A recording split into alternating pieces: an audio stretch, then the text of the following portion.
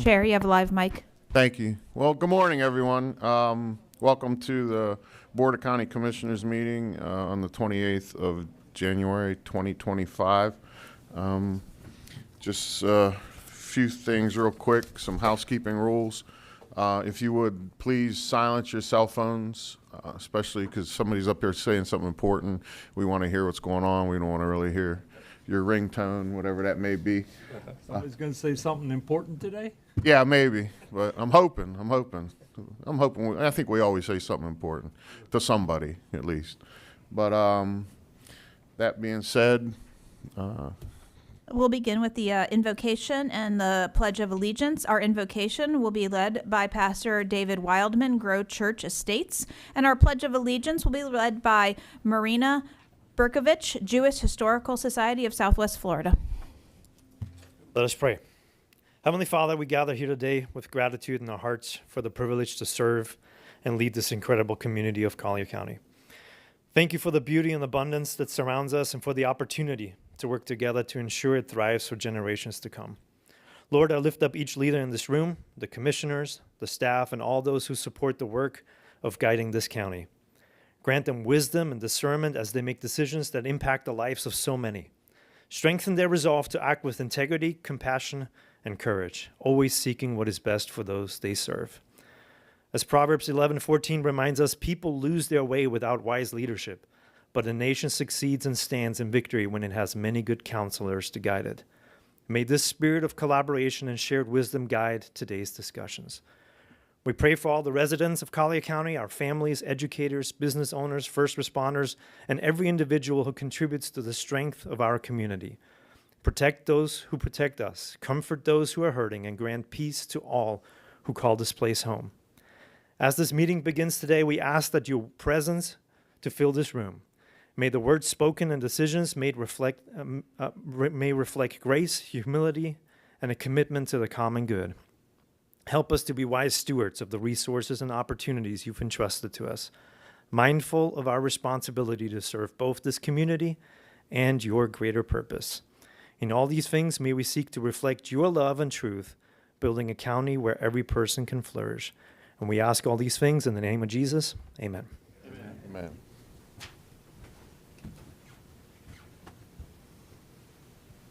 Lead us in the Pledge of Allegiance. Good morning. Good morning, everybody. It is my honor and privilege for the first time in 40 years since I became a naturalized U.S. citizen to lead the Pledge of Allegiance.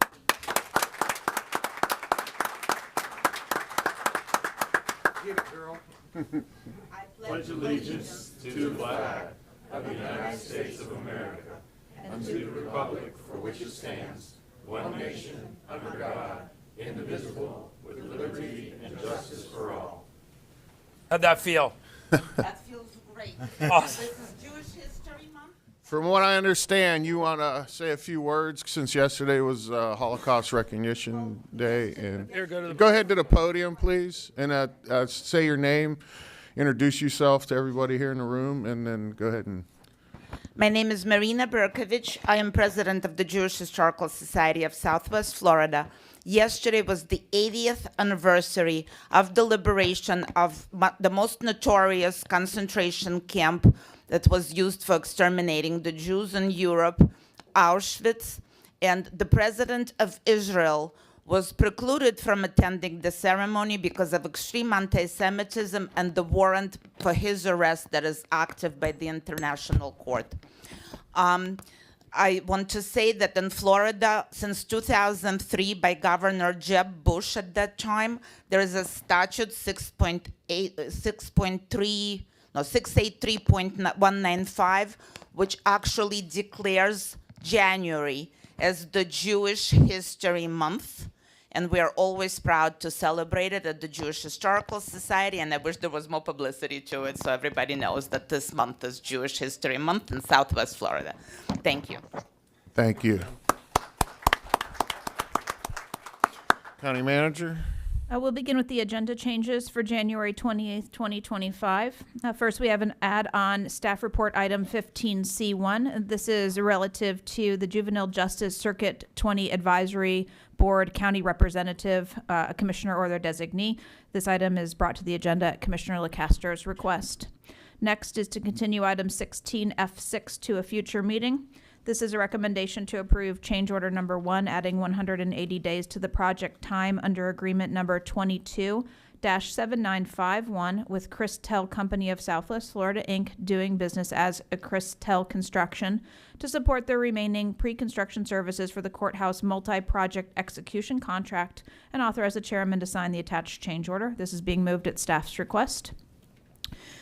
Continue item 16B3 to the February 11th BCC meeting. This is a recommendation to approve and execute a purchase and sales agreement with Joseph D. Stewart, PA, for the purchase of Unit 105, which is the last remaining available unit to purchase out of 18 condominium office units within the Court Plaza 3 building situated on 1.17 improved acres on Airport Road South, adjacent to the Government Center, for the Community and Human Services Division.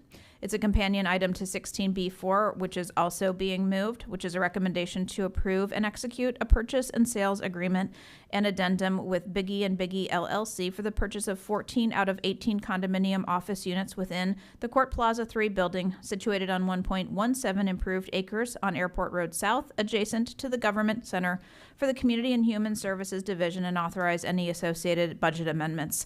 These items both are being moved at staff's requests. We do have court reporter breaks scheduled for 10:30 and again at 2:50 if necessary. And with that, County Attorney. No changes, thank you. Commissioners, any changes? And ex parte on the summary and consent agenda. Commissioner Hall, how about No changes and no ex parte. Commissioner LaCastro? On the consent, no changes. On the consent agenda, 16A6, I had some emails. Commissioner McDaniel? Good morning, sir. No changes and no ex parte. Myself, no changes, and I did have meetings on 9A, 9B. Oh, I'm sorry, on the summary and ex parte. No. Jumped ahead, sorry. All right. With that, do I have a motion to approve? So moved. Second. I have a motion and a second. All in favor signify by aye. Aye. Opposed, same sign, same sign. Ayes have it. Very good.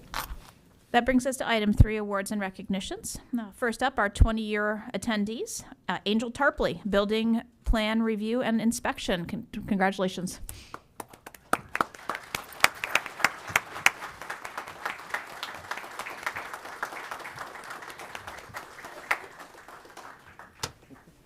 Go ahead and make your rounds. Congratulations. All didn't get the memo. Where's the blue suit? I almost went gray today. I almost went gray. Oh, look at that. Congratulations. Oh, let me take that little sticky off there. Rookie. I'm a rookie. First day on the job. First time.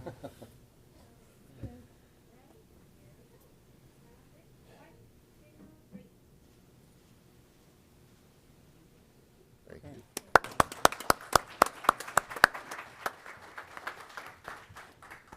That brings us to our 25-year attendees. Mr. Engelhardt will be attending in February to receive his award. So next up, we have Alfredo Arcia, Parks and Recreation. Congratulations.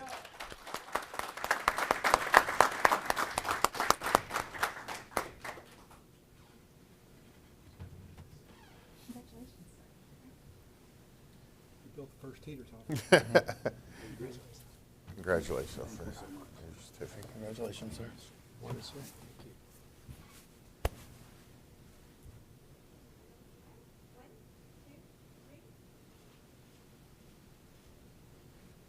All right.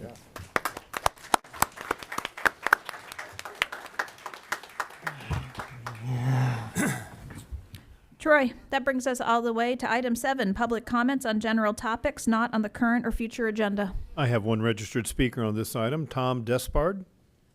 Just remind everyone, when you come up to the podium, you get 3 minutes to get either podium's fine. You can queue up at, and you'll see a little light come on when you have about 30 seconds left, and go ahead and bring your point to a close at that point.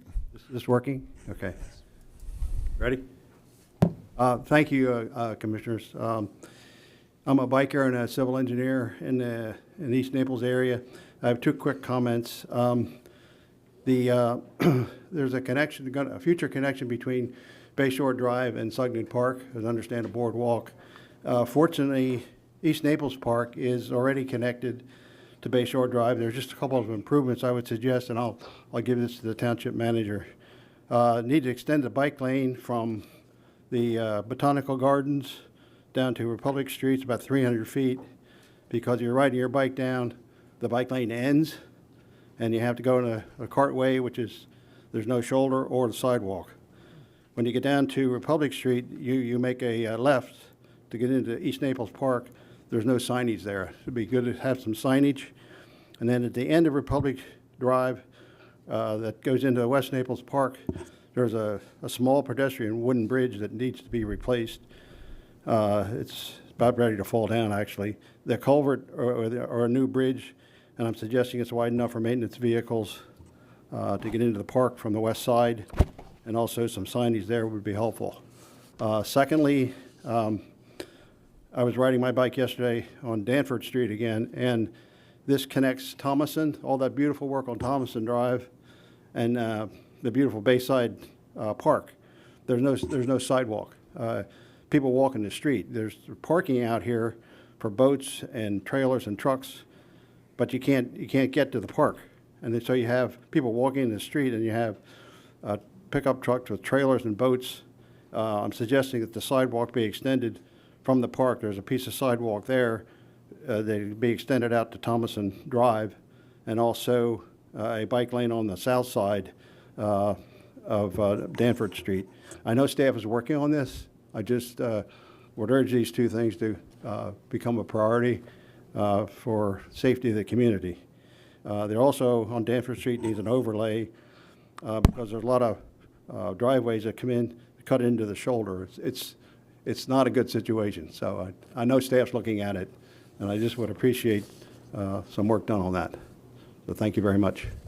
Mr. Chair, right as he began speaking, I was handed one additional slip for this item. Okay, that's fine. Okay. All right. Thank you, sir.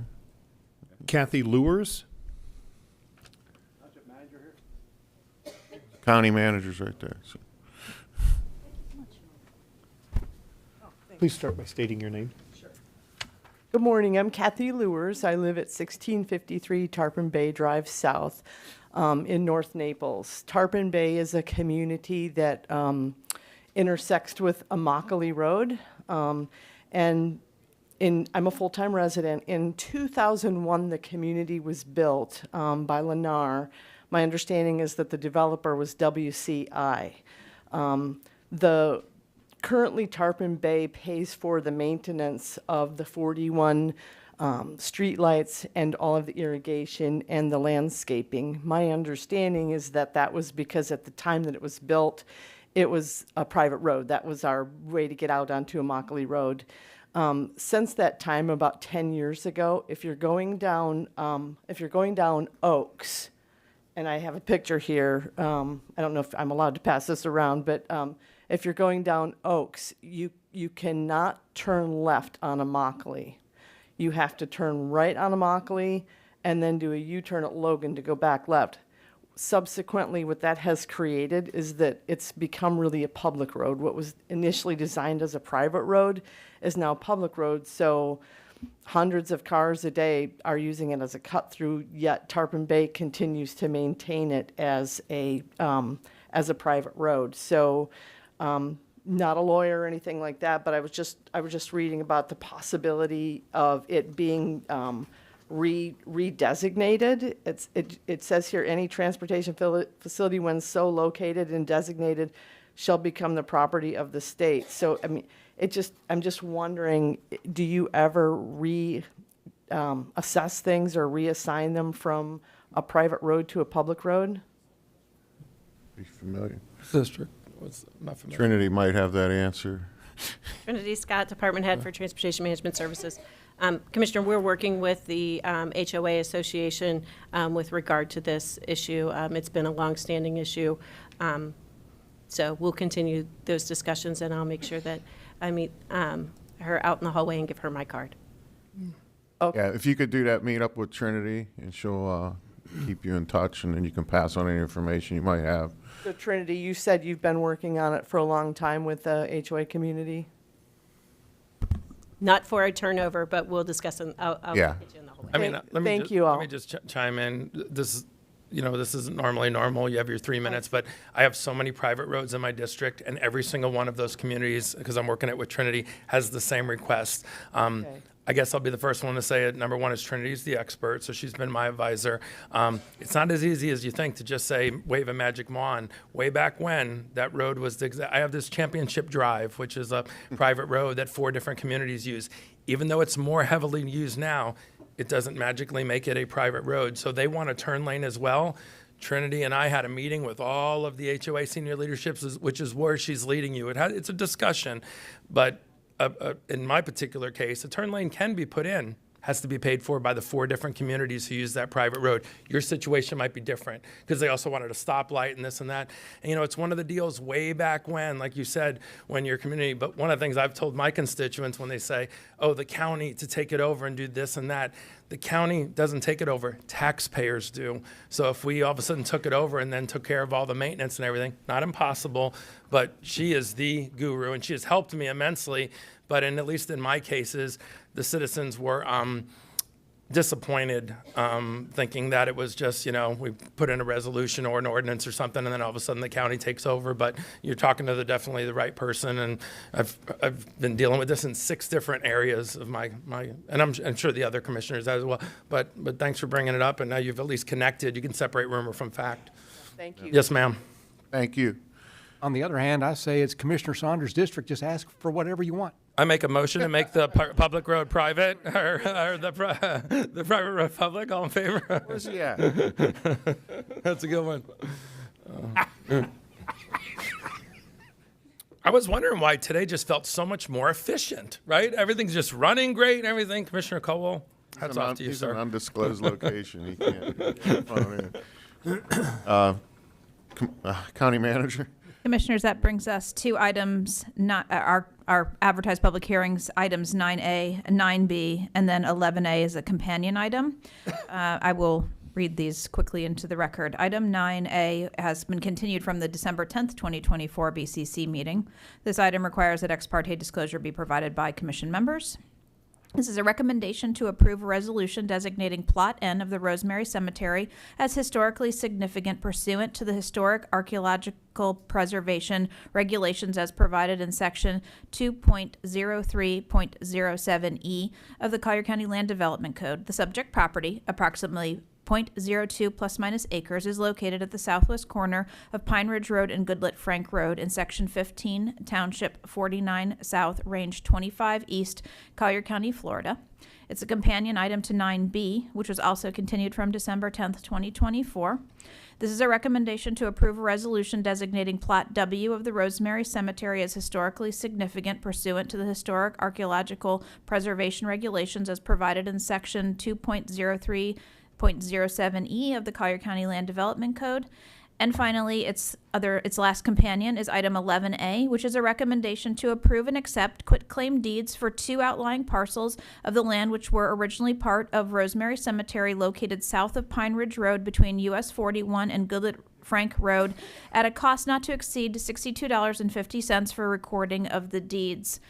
With that, we need to swear everybody in, correct, court reporter? So those that are going to be, and then we'll do ex parte. Those that are going to be participating, could you please stand to be sworn in? That'd be anybody that wants to speak as well.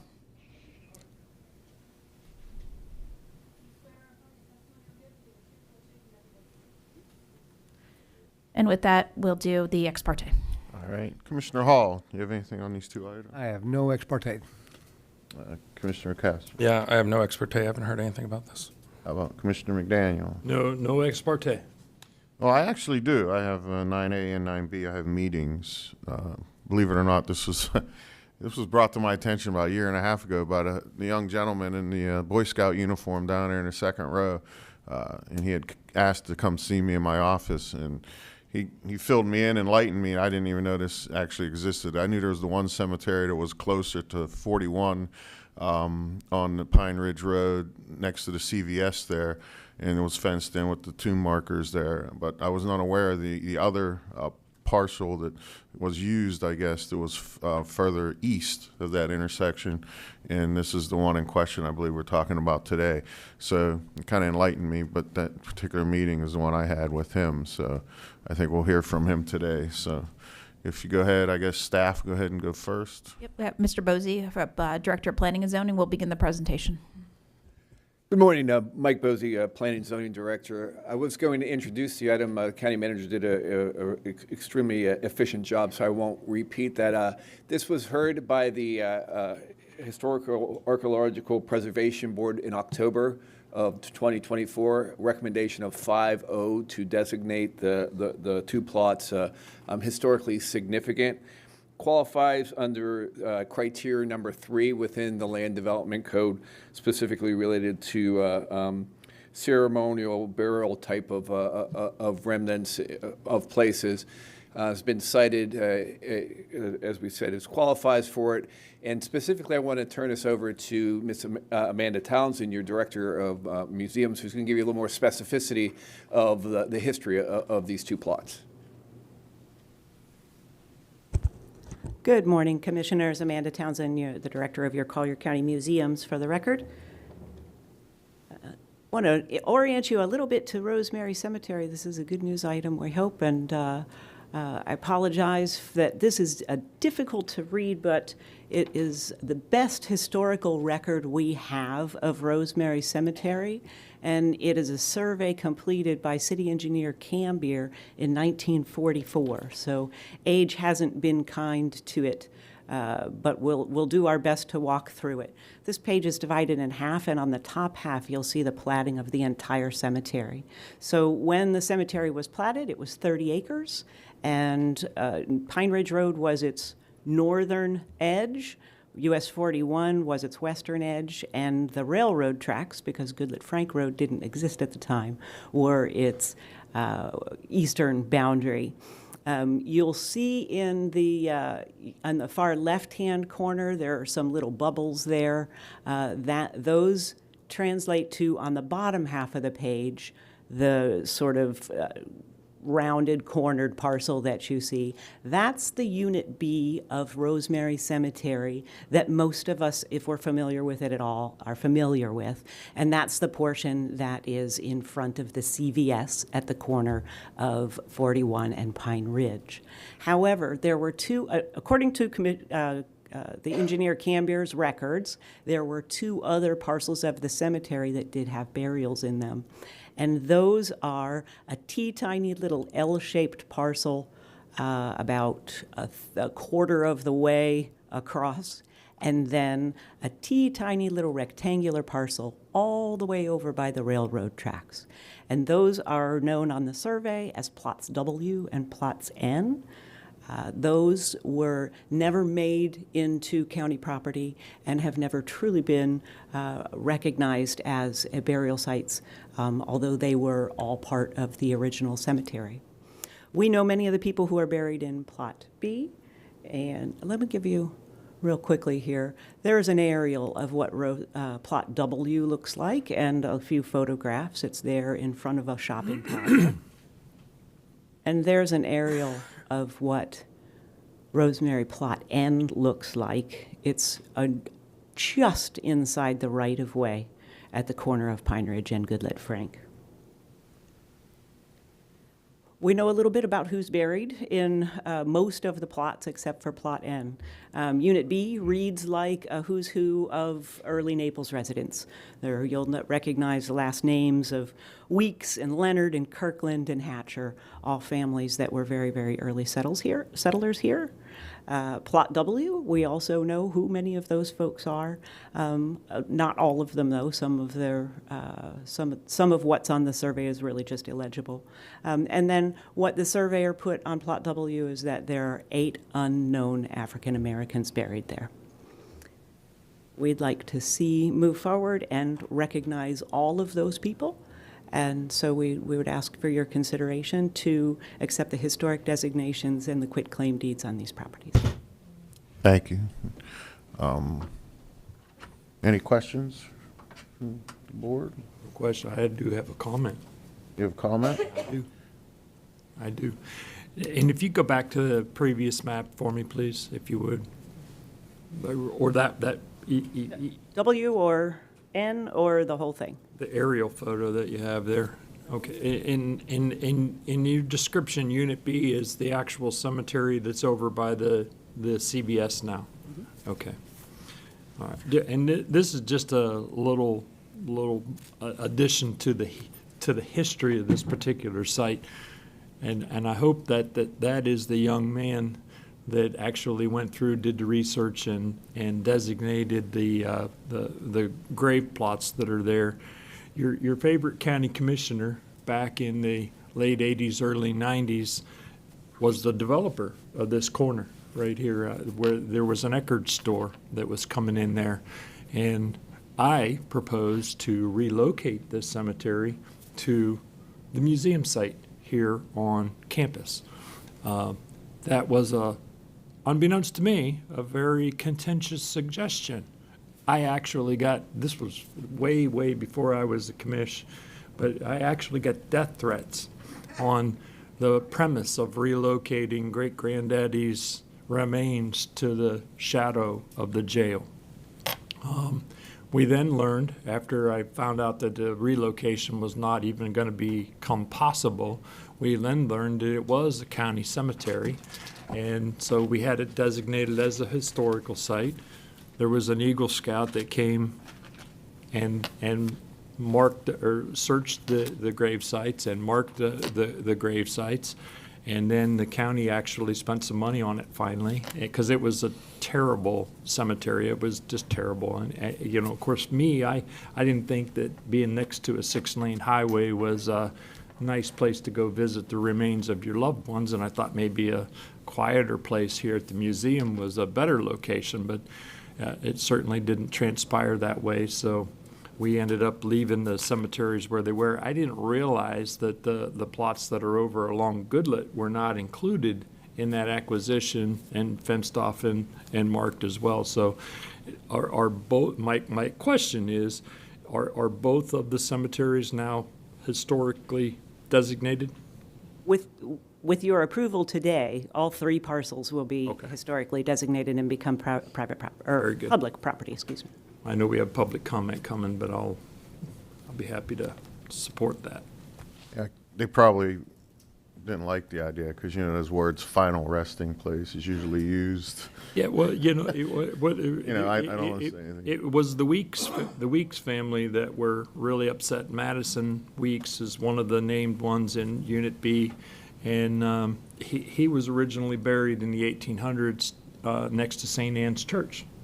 And when they expanded St. Anne's Church, and of course, if you remember that in the 1800s, you were lucky to get a pine box. Yes, well, Bert's not here. Bert's not here. So in the 1800s, you were lucky to get a pine box. Most people were wrapped in rags and placed in the ground. And so there he was next to St. Anne's Church downtown. Well, when they expanded St. Anne's Church, built the annex, they went to get him and relocate them up here to this site because Pine Ridge was, everybody went quail hunting in what is now Pine Ridge Estates.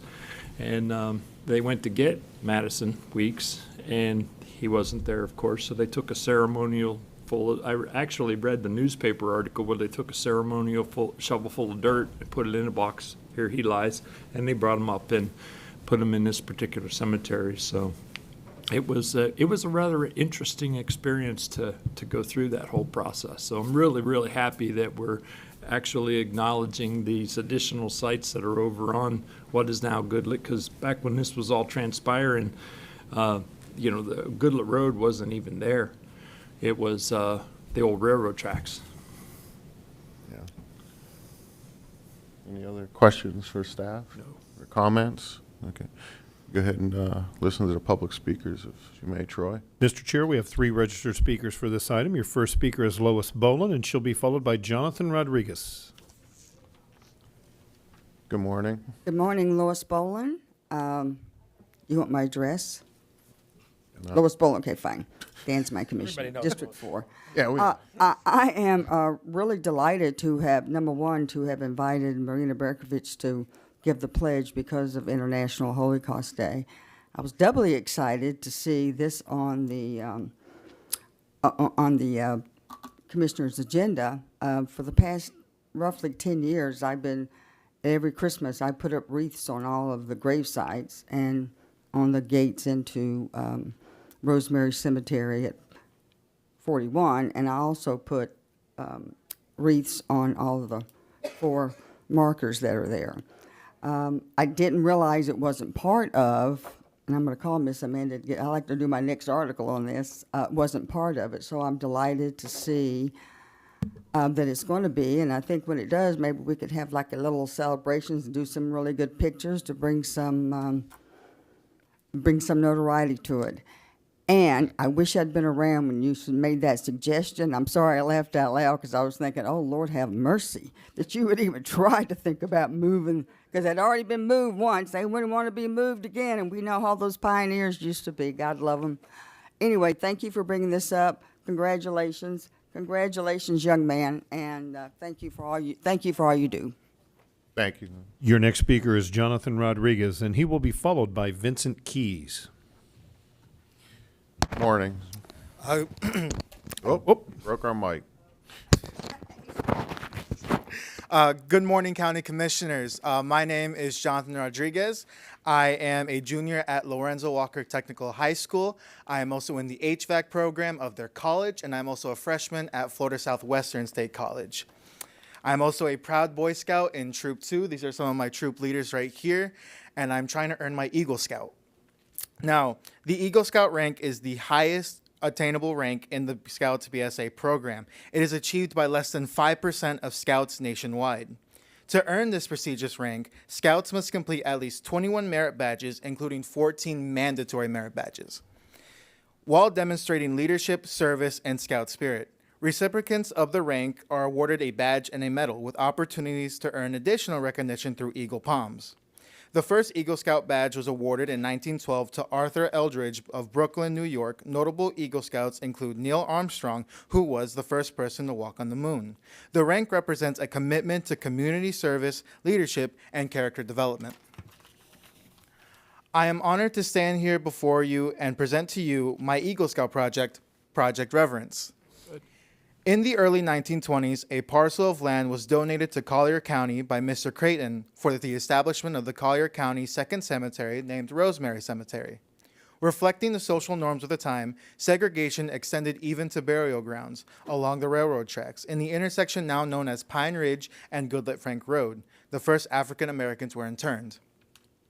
For my Eagle Scout project, I have chosen to bring attention to Plot N of the Rosemary Cemetery. For years, Miss Amanda Townsend of the Collier County Museum, along with Mr. Keys, the president of the NAACP, have been trying to bring attention to this abandoned hollow ground. I have joined in their efforts to bring attention to this abandoned hollow ground. And I have also raised over $18,000 to go towards this project of mine with the help of people who are willing to give up money. Nice.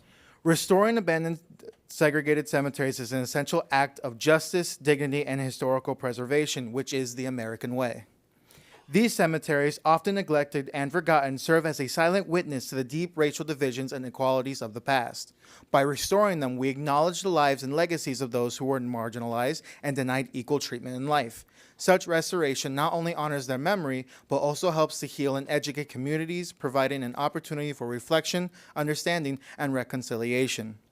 It is a crucial step in addressing the historical wounds of segregation and ensuring that all individuals, regardless of race, are remembered with respect and reverence. Thank you all. Thank you. Thank you. Thank you.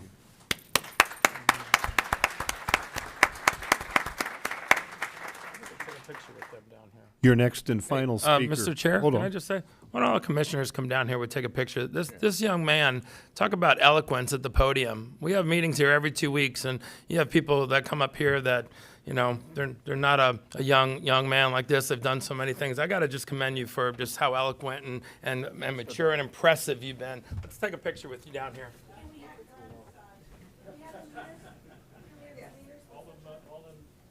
Oh, no, wait, absolutely not. It's just us.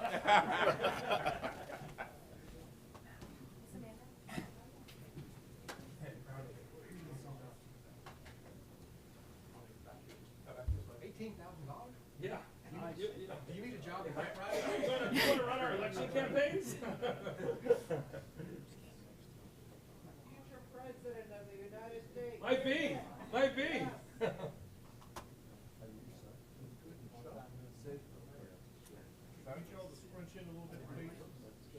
You guys might want to even out on this side.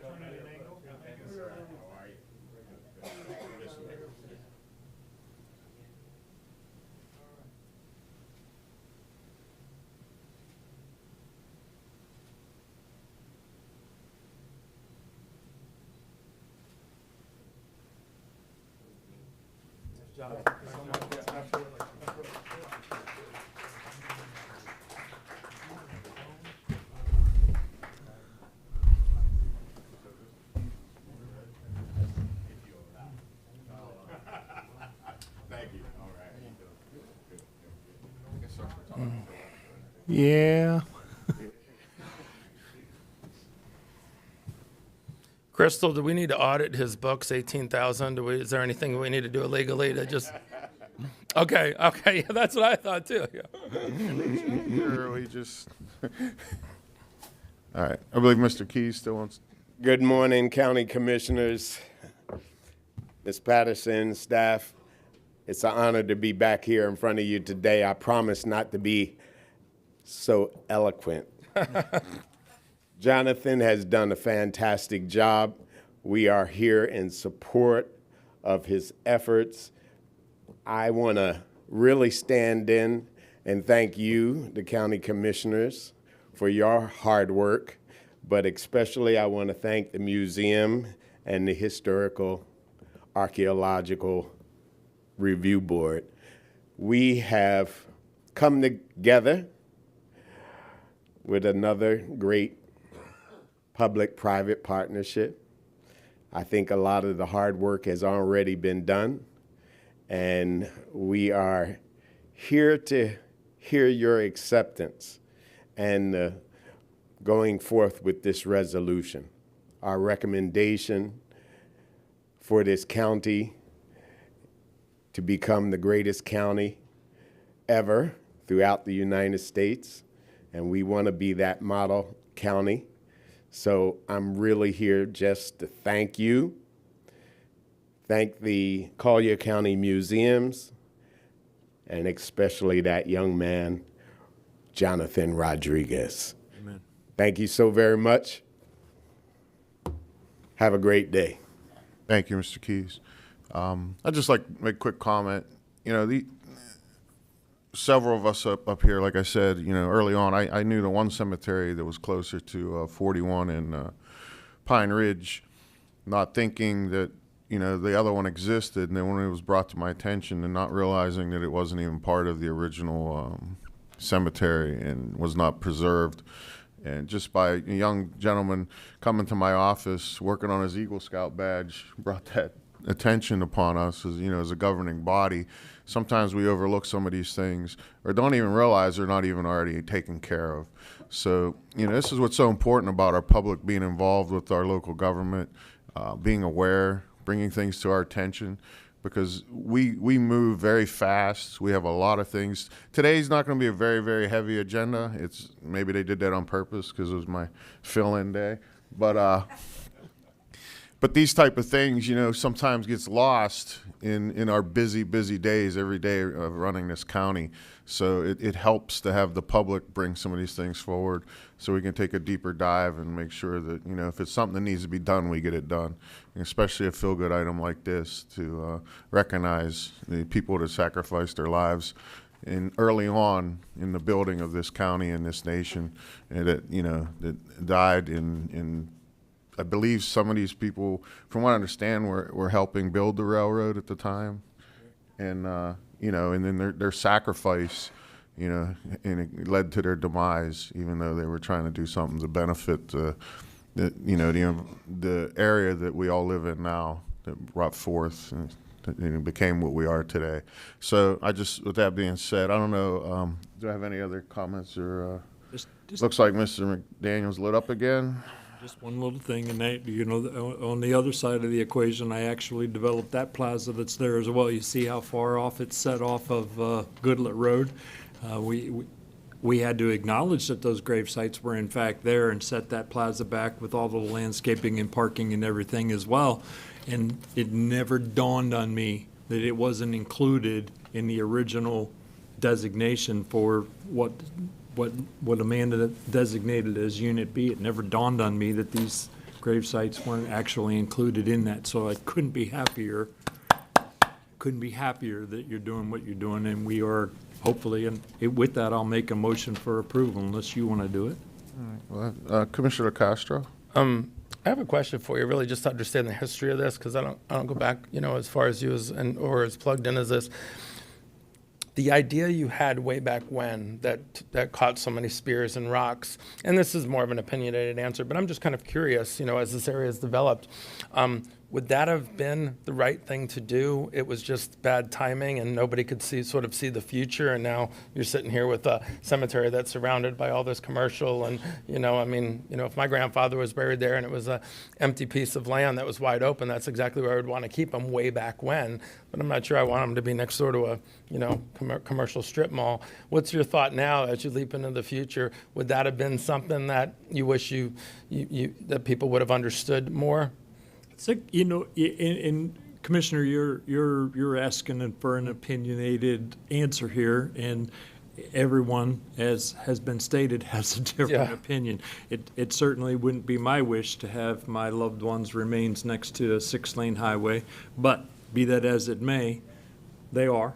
And the fact that we're actually designating this as a historical site, it accomplishes the goal and provides for proper designation. I wasn't trying to put you on the spot, but these kind of things pop up where sometimes we get all this pushback, but it's like, sometimes our position is we're trying to have people sort of look into a crystal ball and see what we're trying to sort of see, and just seem like a very similar example to some other things that sometimes fall on a deaf ear, and then our replacements 20 years from now are sitting up here saying, who are those idiots 20 years ago that weren't smart enough to do, but I realize there's more things, and like I said, I wasn't putting you on the spot, but we've already had some things that have been presented that seemed ridiculous, but then we kind of go behind the wall and go, you know what, in 20 years, our replacements are going to say, why didn't these guys sort of do it? But like you said, we're doing all the right things now. Thank you. I was just curious of your perspective.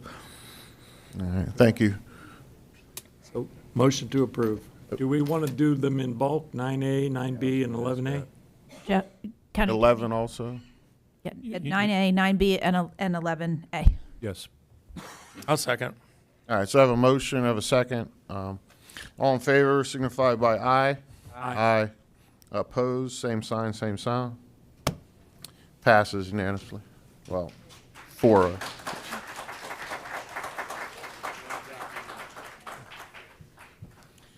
Commissioners, that brings us to item 9C. This item was also continued from the December 10th, 2024 BCC meeting. This is a recommendation to review and approve the 2024 combined annual update and inventory report on public facilities and schedule of capital improvements as provided for in section 6.02.02 of the Collier County Land Development Code and section 163.31773B Florida statutes, and adopt a resolution that updates the 5-year capital improvement schedule. Mr. Bosey, your Director of Planning and Zoning, is here to present. Troy, do we have any public speakers on this? We do not, sir. Thank you. Thank you, County Manager. Mike Bosey, Director of Planning and Zoning. Tough following such a feel-good agenda items that we just had. But what I would say is this is another feel-good agenda item that doesn't get a lot of attention amongst the public, but most certainly affects the public most directly on a daily basis. And what am I talking about? I'm talking about the AUIR CIE. AUIR is the annual update and inventory report, and the CIE is our capital improvement element. And why do I say that it's something that affects our population, our citizens on a daily basis? Because these are the new roads, these are the utility projects, these are the new parks, these are the new police stations, these are the new these are your new EMS stations, your new government buildings, your libraries, to be able to handle the projected demand that we expect over the next 5 and 10 years. So when we get the public who comes in during a rezoning process and asks, well, do we make sure that we have enough capacity to be able to handle the loads that we are? We can tell them with an honest face that we do, that we administer a concurrency management system that requires, before a plat is issued, before a site development plan is approved, that we can ensure that we have the capacity from our infrastructure providers to be able to accommodate the additional demands that project's going to be demanding from our infrastructure providers. So the AUR, it's an annual 1-year snapshot in time of projected needs and required capital improvements for the next 5 years based upon the projected population increases against the adopted level of service that the Board of County Commissioners has designated. It should be noted that this snapshot changes as changes in the demand equation evolve. It's a constantly changing equation, but what we do is every year we give you your annual look at what we need to build to be able to handle those additional demands, as I was speaking about, and what's included within it. The concurrency management facilities, that's roads, drainage, potable water, wastewater, solid waste, parks and recreation, and schools. And then we have our Category B facilities, jails, law enforcement, libraries, EMS, and government buildings. And then finally C, which is our beaches and inlets. Concurrency, and that's facilities and services necessary to maintain the adopted level of service that are available when the impacts of development occur, which are contained within the CIE policy and the Land Development Code. That's what I was talking about. That's where before we issue an approval of a development order of a plat or an SDP, we ensure that we have the capacity within our Category A facilities to be able to handle those additional demands. And how do we project what those demands are going to be? We coordinate with the University of Florida's Bureau of Economic and Business Research, affectionately known as BEBR. Per the direction of BEBR, we utilize the medium range projections for your population. You've got a high, a medium, and a low. For the early part of the aughts, we were at the high level, about 2008, right when the Great Recession was starting to hit. We switched down to a medium. We've been medium population ever since. But we also know that we're in January. We know it's seasonal population. That seasonal population is an additional demand that's going to be placed against our infrastructure. So we have to be able to handle that additional demand. Utilizing traffic counts, utilizing water usage, wastewater usage, garbage collections. What we've been able to determine, our seasonal population is a 20% increase. So when we gauge the expected demand, we have to factor in an additional 20% for our seasonal population. And then how much do we build? We always utilize the libraries because it's pretty straightforward. It's new population times your level of service, and that's your capital improvement project. So for this 5-year period, BEBR's projecting that we have 30,131 people. The level of service that's adopted for libraries is 0.33 square feet per person. So that's 30,131 times 0.33 square feet. And that we need 9,943 additional square footage of libraries to be able to handle those demands. Now that's one of the more, I don't want to say simplistic, but direct. There's some more factors that we utilize when we get to the transportation utilities. I'll hit on that. Right before that, I wanted to talk about our permanent populations, what we've been receiving from the state over the past 6 years in terms of what's the consistency that we've been dealing with. And if you look at it, look at the third column to the right, the 5-year growth total. And I think most people would be surprised, but what the University of Florida's population projections have provided for is we are slowing down in our population. You look in 2019, they expected 36,000 people for that 5-year period. 2023, that was down to 28,000. For 2024, it's at 30,000. And if you look all the way on the right, which is your growth percent annualized, you can see in the past 3 years we've dropped down below that 1.5% annual growth rate. Doesn't mean we're not growing. It just means the pace of our growth has changed a little bit. And I think a lot of why that is because of where we're at within our build out. The urbanized area is not built out, but it is closer to build out than it is to just starting. And because of that, the opportunities for large-scale development in your urbanized areas are limited. Where you have those opportunities for large subdivisions and larger projects are out in your eastern lands and within your rural fringe mixed-use district, further removed from your urbanized area. And what we've found is those towns and villages that are associated with those sub-districts are on a much slower pace in terms of what their absorption is in terms of reaching their full build-out. But what it does do, it allows us every year to take this same snapshot to make sure how are we doing, how are we providing for the necessary growth that we need to harness, and also how are we going to plan for it and make sure that we have the revenue to be able to pay for all of the expenditures. As I said, not only was it population, but levels of service is also based upon other areas. Roads and bridges utilize traffic counts at multiple times per year, and also a trip bank for your reserved capacity. So it's not only the population projections, but it's your traffic counts that we're getting at the various stations, but also what's being banked within in terms of already approved projects that will dictate what the level of service is and what your demand is. For your wastewater and your water, we use historical demand, usage, and population projections, plus an additional capacity reserve. There was an issue in 2001 of overcapacity on overutilization of one of our wastewater system. Because of that, we were instructed to be a little bit more cautious and conservative, meaning have a higher percentage of the facilities available than what we are projecting, so we would not have a failure.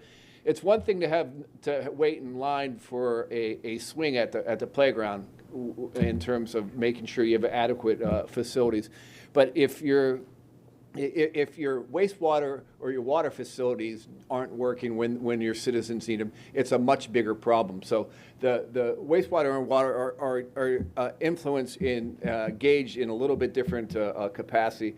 Within your stormwater, it's your basin studies of the water management of the water management plan. Solid waste is your landfill disposal capacity, and your coastal zone is your adopted plans and sustainability standards.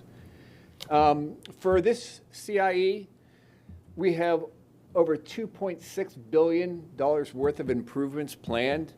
On the right, you can see that between our transportation department and our stormwater department, we have just over $624 million worth of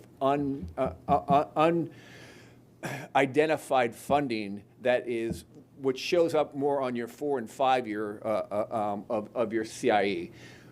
The projects that we have moving forward that are banking our capacity, such as Vanderbilt Beach Road Extension, those are fully funded. It's the projects in years 4 and 5 that we haven't identified those fundings for. So the CIE that we have provided for you gives you the capacity to continue to issuing building permits and COs over the next 12 months. And this slide is to help inform you as you transition to February. As you transition to February in your budgetary discussions, recognizing that there is a shortfall within your capital improvements, and those will help inform and fill in some of the details of your overall budget program that you're going to be reviewing in February, ultimately making decisions in January and September of this year as well. In the recommendations that are in your executive summary, to accept and recommend approval of the attached document as the 2024 annual update and inventory report on public facilities, to accept and recommend approval of the category A, B, and C facilities related to projects and revenue sources, and within your category A, set forth inclusion within the schedule of capital improvement elements of your annual CIE update and amendment. What we do with that is we'll send that to Department of Commerce. They don't provide a commentary. We provide it as a courtesy. But like I said, it's an important step in the sense of adopting your capital improvement program that's going to allow for us to issue those building permits in COs over the next 12-month period until we hear the AUIR again next year. And with that, any questions you may have for the overview? We have representatives of the divisions here. If you have any questions on any one specific area, however the board would like to proceed further, staff will adjust. Mr. McDaniel. Yes, good morning. Good morning, Mr. Bosey. Morning.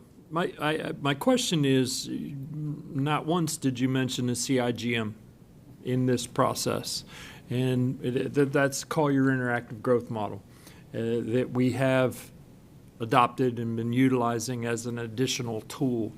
But what has led us down a rabbit hole of lacking in infrastructure is not properly estimating the population, and then in fact its dispersal throughout the community. As you mentioned earlier, growth comes and goes in different waves. Do we need to amend our policies to bring in the model as a more primary utilization for a planning tool? And Mike Bosey, Planning and Zoning Director again. I would say that is a contemplation. We've had discussion over the past 5 to 6 to 7 years as to whether we wanted to propose to the Department of Commerce an alternative to the Bieber medium population growth, for instance. The CIGM is recognized by the Department of Commerce, priorly the Department of Economic Opportunity, as an acceptable alternative for population. So they've given us an indication that we can move in that direction. We've just never had that specific directive from the Board of County Commissioners to take that step. What I would say is the CIGM, where we utilize the CIGM most for our planning processes, is within our master planning, within our LRTP, within our parks master plan, within our jails master plans, within all the master plans of our individual infrastructure providers, because we'll get a 5 and 10 year lookout from Bieber, but that's it. Mr. Farmer and Metro Forecasting can provide to all the way to build out, and the distribution of that population is the most valuable aspect that we find. Where is that in 25 years? Where do we expect those hot spots? So we start identifying and acquiring property for infrastructure and set-asides in those regards.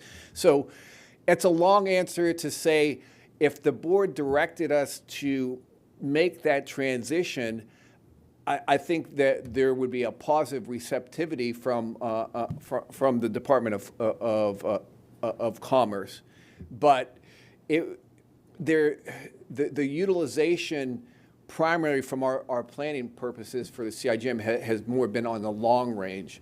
The way that we do our allocations for our 5 and our 10 year population is we use regression analysis.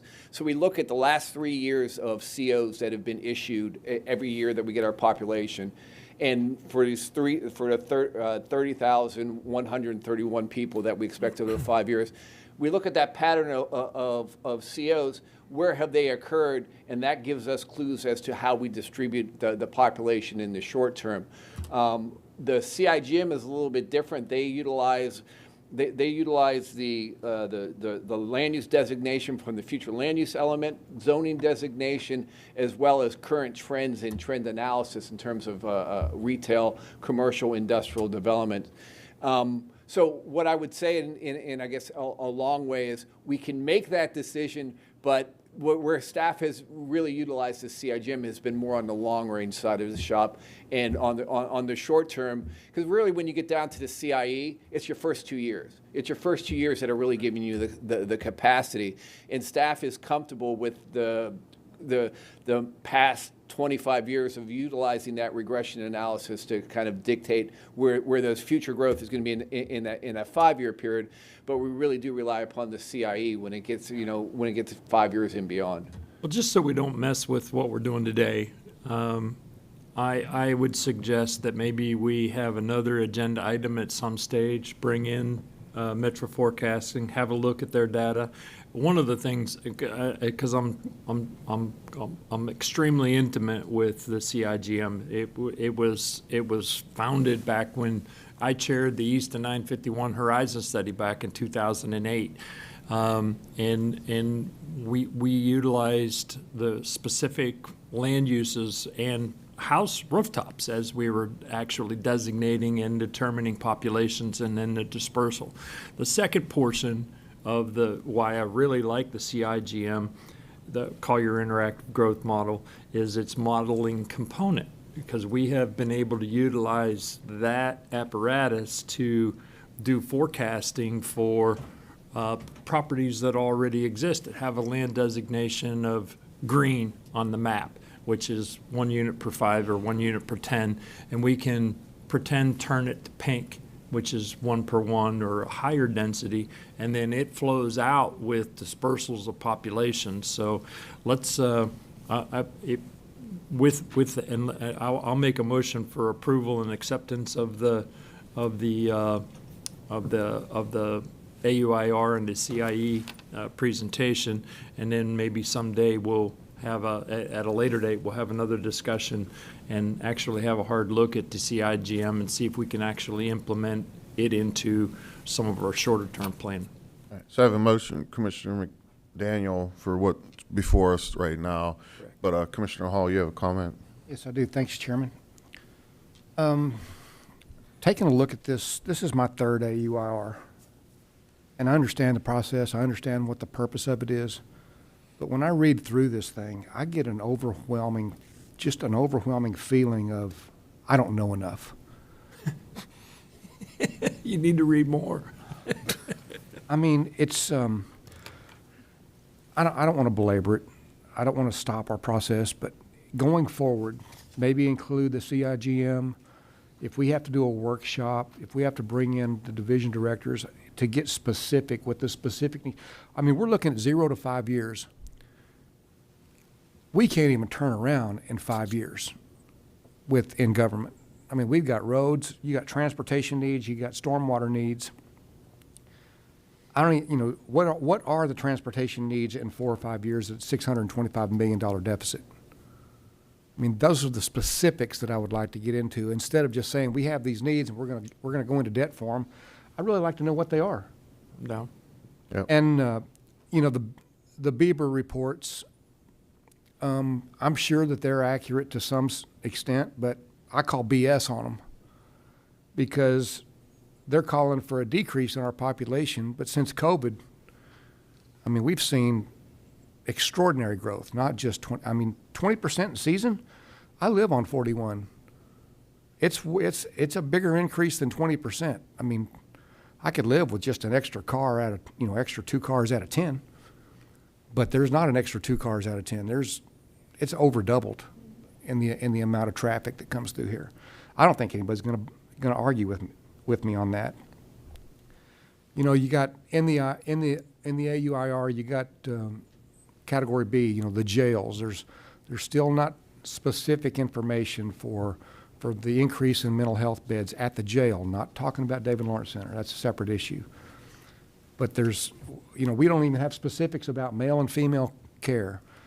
There's, jury rooms that the clerk brought up yesterday that are not even included. We're going to add a judge, but we have no place to put anybody. So those are kind of the specifics that I would like to see us, if we're going to be approving the future of Collier County, I would kind of need to know those type of things.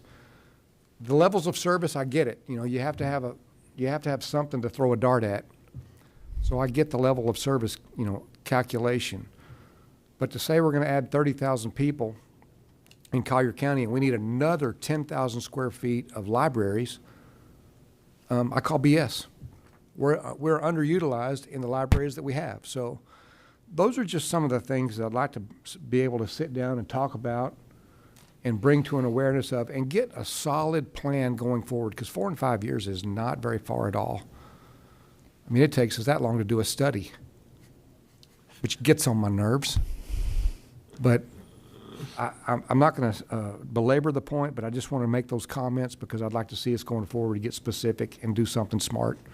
And with that, I'll second the motion. All right, I have a second. Commissioner LaCastro. Thank you, Chairman. My comments specific to this, but the comment's a little bit more generic.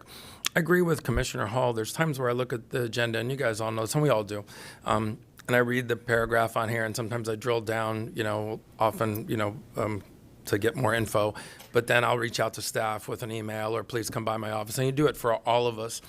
But that educates us on a complicated topic like this and others, but not the general public. They don't have the benefit of that like private meeting in our office or that drill down. And in here in a public forum, just like Commissioner Hall is saying, we're about to say yay or nay to something that's this big.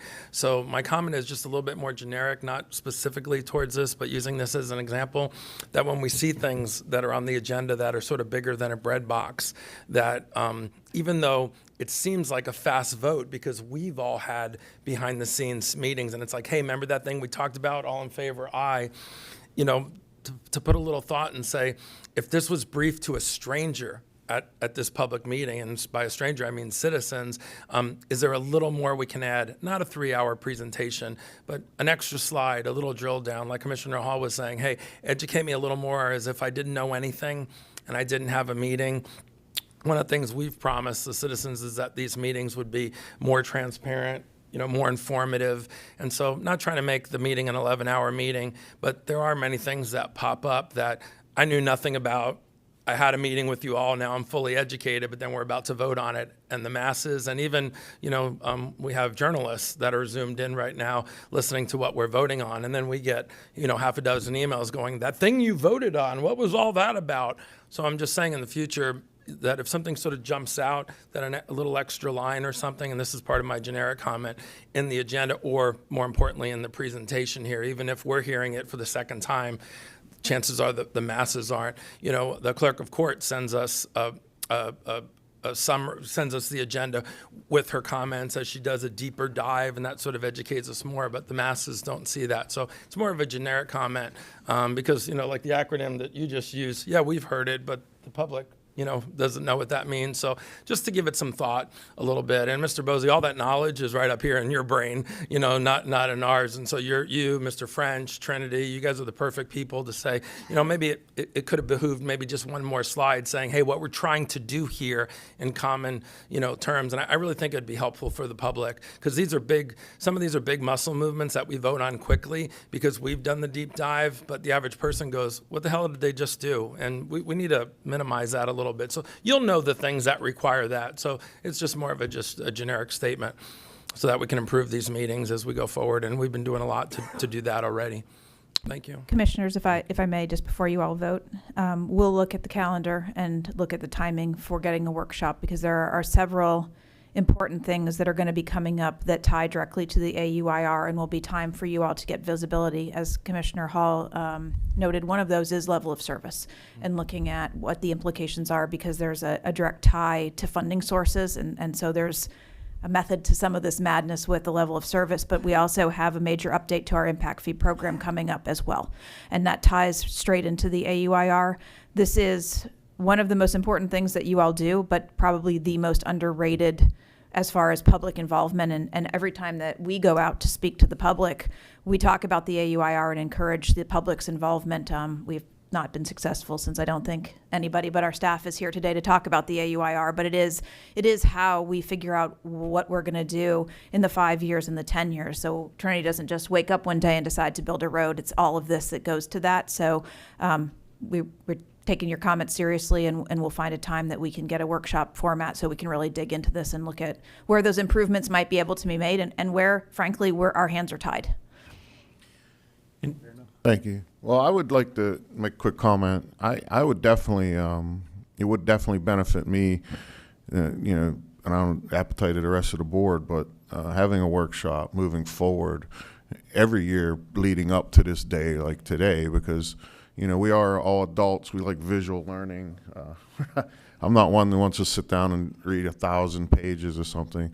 When I have staff that are already specialists or experts in the field that can bring it to our attention prior to today's date, and when we're sitting here and actually taking a vote on it.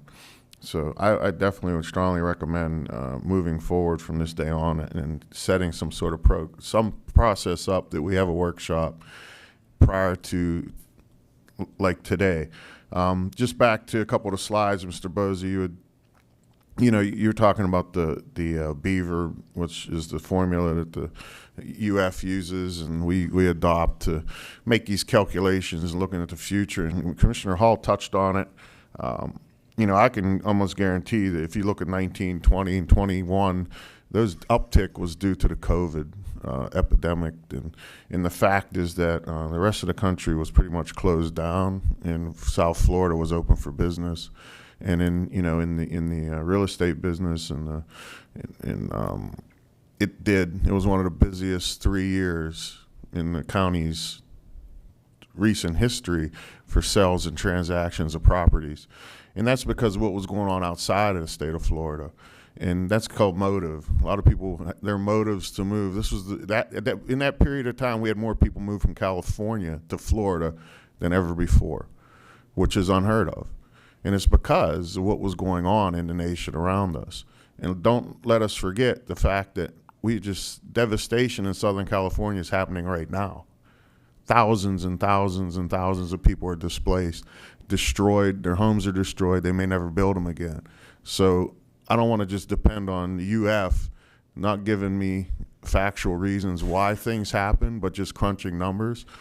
I think we're going to see an uptick again, starting real soon from the West, coming this way again. Because where else are you going to go? You're not going to move somewhere cold. You're going to move somewhere warm. That's what they're used to. Southern California is like the ocean. They like warm, and they have deep pockets. They will show up, and we're going to see it again. So we have to be conscious of that and be prepared for this. You know, even though one university might say we're in a downfall, but in reality is we're probably going to have another uptick here real soon. So just keep that in mind. So we have a motion. We have a second. One more comment. Oh, I'm sorry, Mr. Commissioner McDaniel. I didn't see you pop up there. It's your first day. I'll keep you on track. All right, thank you. I just, and it has to do with what Commissioner Hall was talking about, and it was one of my early learning experiences when I came in. We had an issue where the level of service designation for parks was equal, or was higher on regional parks than it was on community parks. And so it then allowed for money to be moved around and spent in regional parks, and then some of our community parks in maintenance and upkeep were upgraded, and we changed that level of service. So I think having that review, as has been suggested, that we have a workshop and have some discussions with regard to these level of services with regard to libraries and traffic and so on is extremely prudent. All right, see nobody else lit up? Nope. We have a motion, we have a second. All in favor signify by aye. Aye. Aye. Opposed, same sign, same sound. Ayes have it. Passed. Commissioners, that brings us all the way to item 15, Staff and Commission General Communications. Item 15A is public comments on general topics not on the current or future agenda by individuals not already heard during previous public comments in this meeting. We have none. All right, that brings us to our add-on item. This is under Staff Communications. This is the add-on of the Juvenile Justice Circuit 20 Advisory Board County Representative request. This is brought to the agenda by Commissioner LaCastro. If you can, Troy, if you can give me the overhead. While you're doing that, can I? Mr. LaCastro, if you want to go ahead. I'll set the table here a little bit.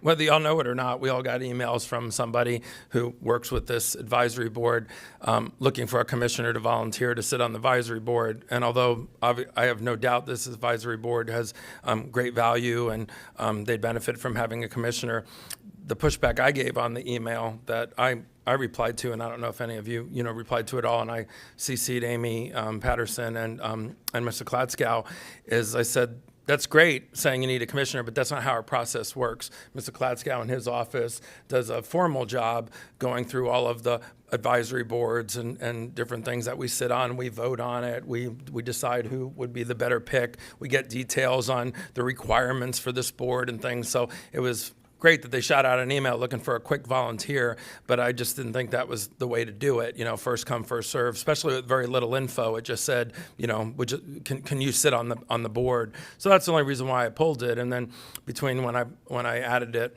I guess I should say, and now I had asked if somebody can dig up a little bit more information, and that's what it looks like it's here. And then we all have a chance to think about it, see if we think we're a fit, if we know how often the meetings are, does it fit into our schedules, and we decide who's the best commissioner to fit, not just sort of first come, first serve off of a 2-line email. So that's why I put it on here. I don't know if you recall getting that email. It was a very basic, generic, will you serve, yes or no, and that's it. And that's not how we do it. So Ms. Patterson, you want to take it from here? Yes, sir. So the county attorney did help me and found the statute as well as how this new advisory board would work. It does allow for a county commissioner or their designee. So it is new. It's not that we've been missing all these meetings No. and all of a sudden they're like, where the heck's the commissioner? It's new. Okay. So at this point in time, I think the conversation for the board is if there's a board member that's interested in sitting on this, then that's fine. Or if you want to designate somebody. Commissioner Saunders? It's always the guy that's not He'll here. appreciate that. Or if you want to have a designee. And so that's kind of the first order of business. If a commissioner is interested in taking the seat. Now, I don't have information on how frequently they're going to meet or where. I'm not sure if the county attorney knows. I went to their website. It looks like they meet 3 or 4 times a year. A year? What do y'all think? Does this require a commissioner? And not that we're trying to downgrade it and just send a person. Sometimes you can make an argument either way that we send a commissioner to the first meeting. And I know I've gone to meetings where I've left and said it was at the wrong level. It was more of a county staff, and then we made that, and they didn't disagree. But I wanted to just have some open discussion here. I mean, we all serve on different boards now, so it's a matter of, hey, do you just want to say yes to this and see what it's like, or do we want a designee? Do we think this isn't at the level? And also, too, the right person, not just somebody to go to the meeting. And this is something that's very specific. So I have a question for the county attorney. If let's say if one of us did sit on it, does that set a precedence moving on? Did a commissioner always hold that, or we can always back off and have a designee do it? Like, let's say if I volunteered to do it because I'm kind of in the justice background and stuff like that, and did it over this next year, the 1 or 2, 3 meetings left, would that set a precedence? Then the next would have to be a county commissioner, or we can actually then designate somebody else we feel that might have interest in doing it or have the ability to do it? You can always designate somebody. Okay. Because you can report back to us and say, hey, I went to 3 meetings. I gave them the benefit of my expertise, and now I talked with Ms. Patterson, and we're gonna send a designee. I sort of am almost about to do that on a board that I sit on because, like you said, I went to the 3 or 4 meetings, digested it well, and then I'm about to give some feedback to county staff saying a staff member actually might be more effective because of what this different board requires.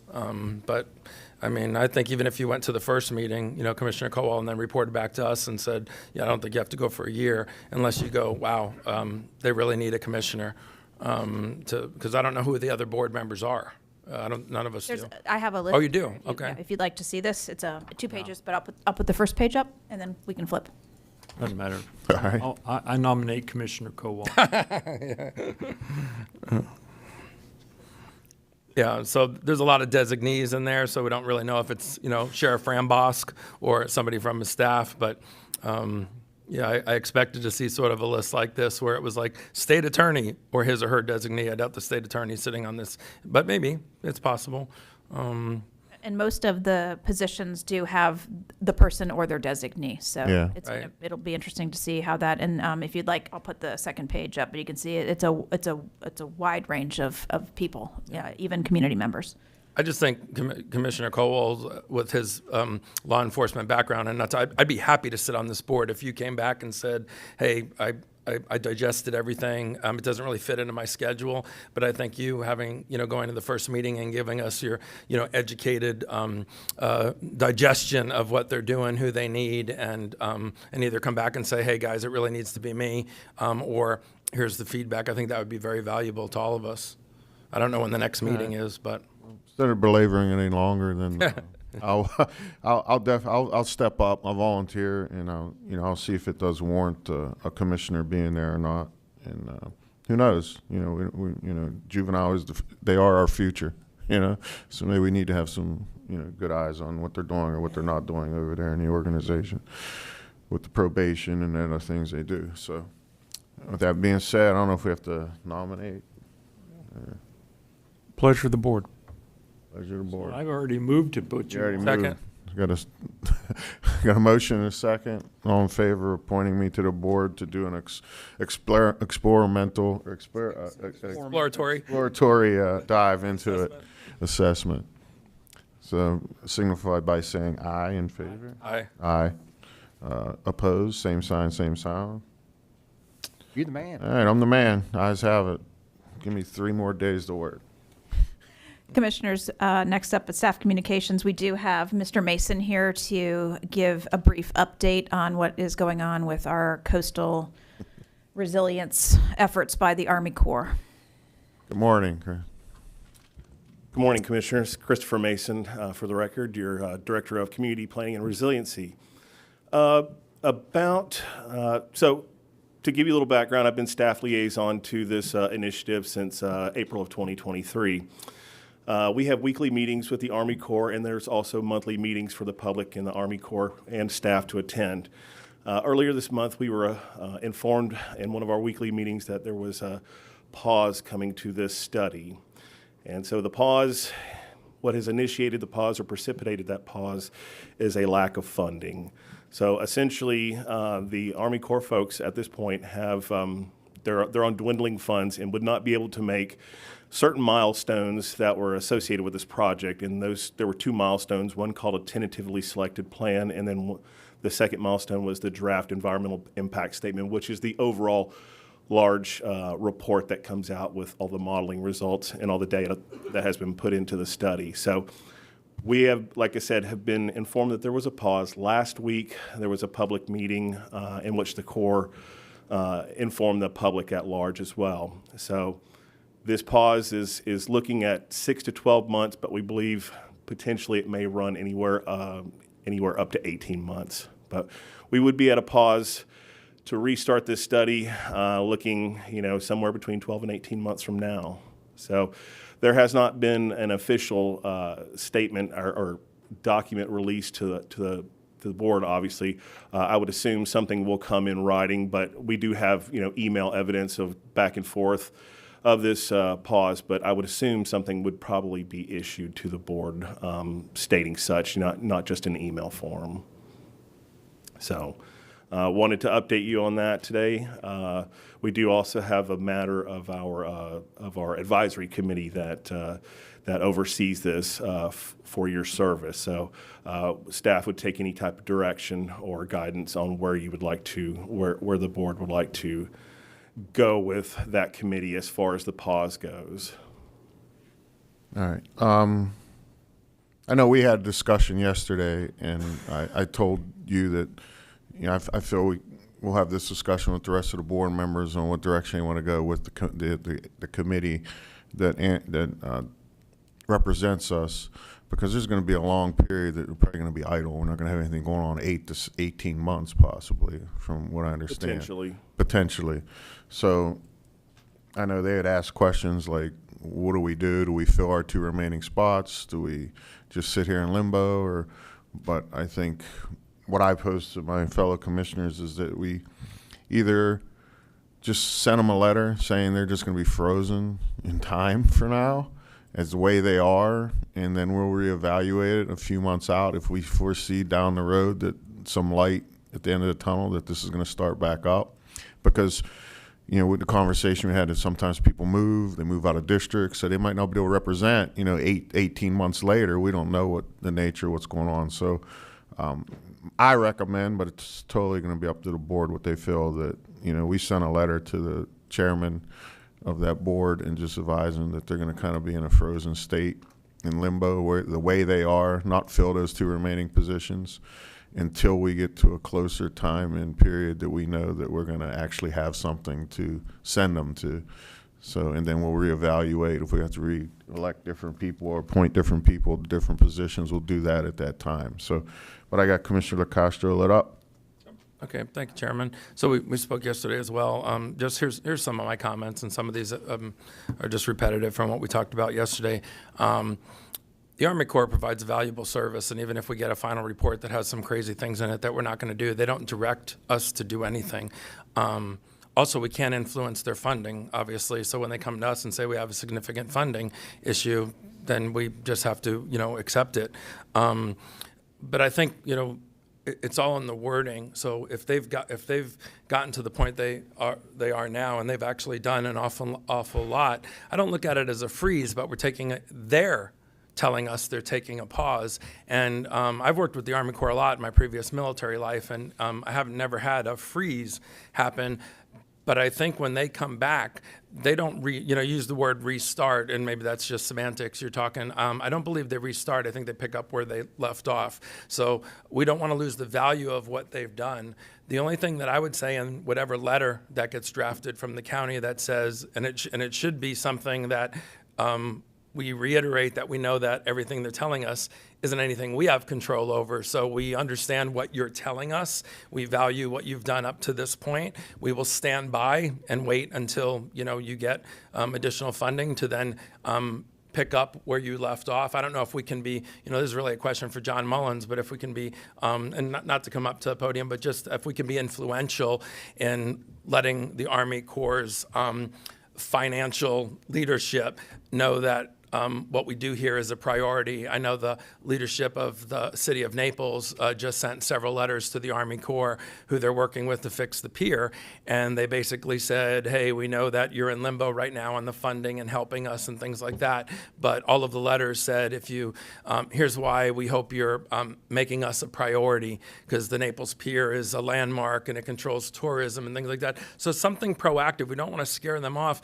And in the last paragraph, this is just a suggestion, because I've done it before, ask them for an interim report that gives a summary of what they've done up to this point. So maybe we can see a little something. Maybe it won't be all inclusive, and they'll hold some stuff close to their chest because there's a few things that they haven't finished, but something that at least gives us an interim report where we can pause and we have something on the shelf, so that when they come back to us in 6, 12, or 18 months, we're both pulling something off the shelf and picking up where we left off. That would just be some thoughts just based on, you know, the dealings what I have with the Army Corps. But I would say, you know, they're in great demand by a lot of places, and the fact that we've had them here this long and they've spent so many funds, even though, you know, there were some that were saying kick them to the curb or we don't need them or anything, they're just giving us their suggestions and their advice, and it is valuable info. And the key thing we've talked about in this meeting before is if we don't get their final report, it makes it impossible to chase grant money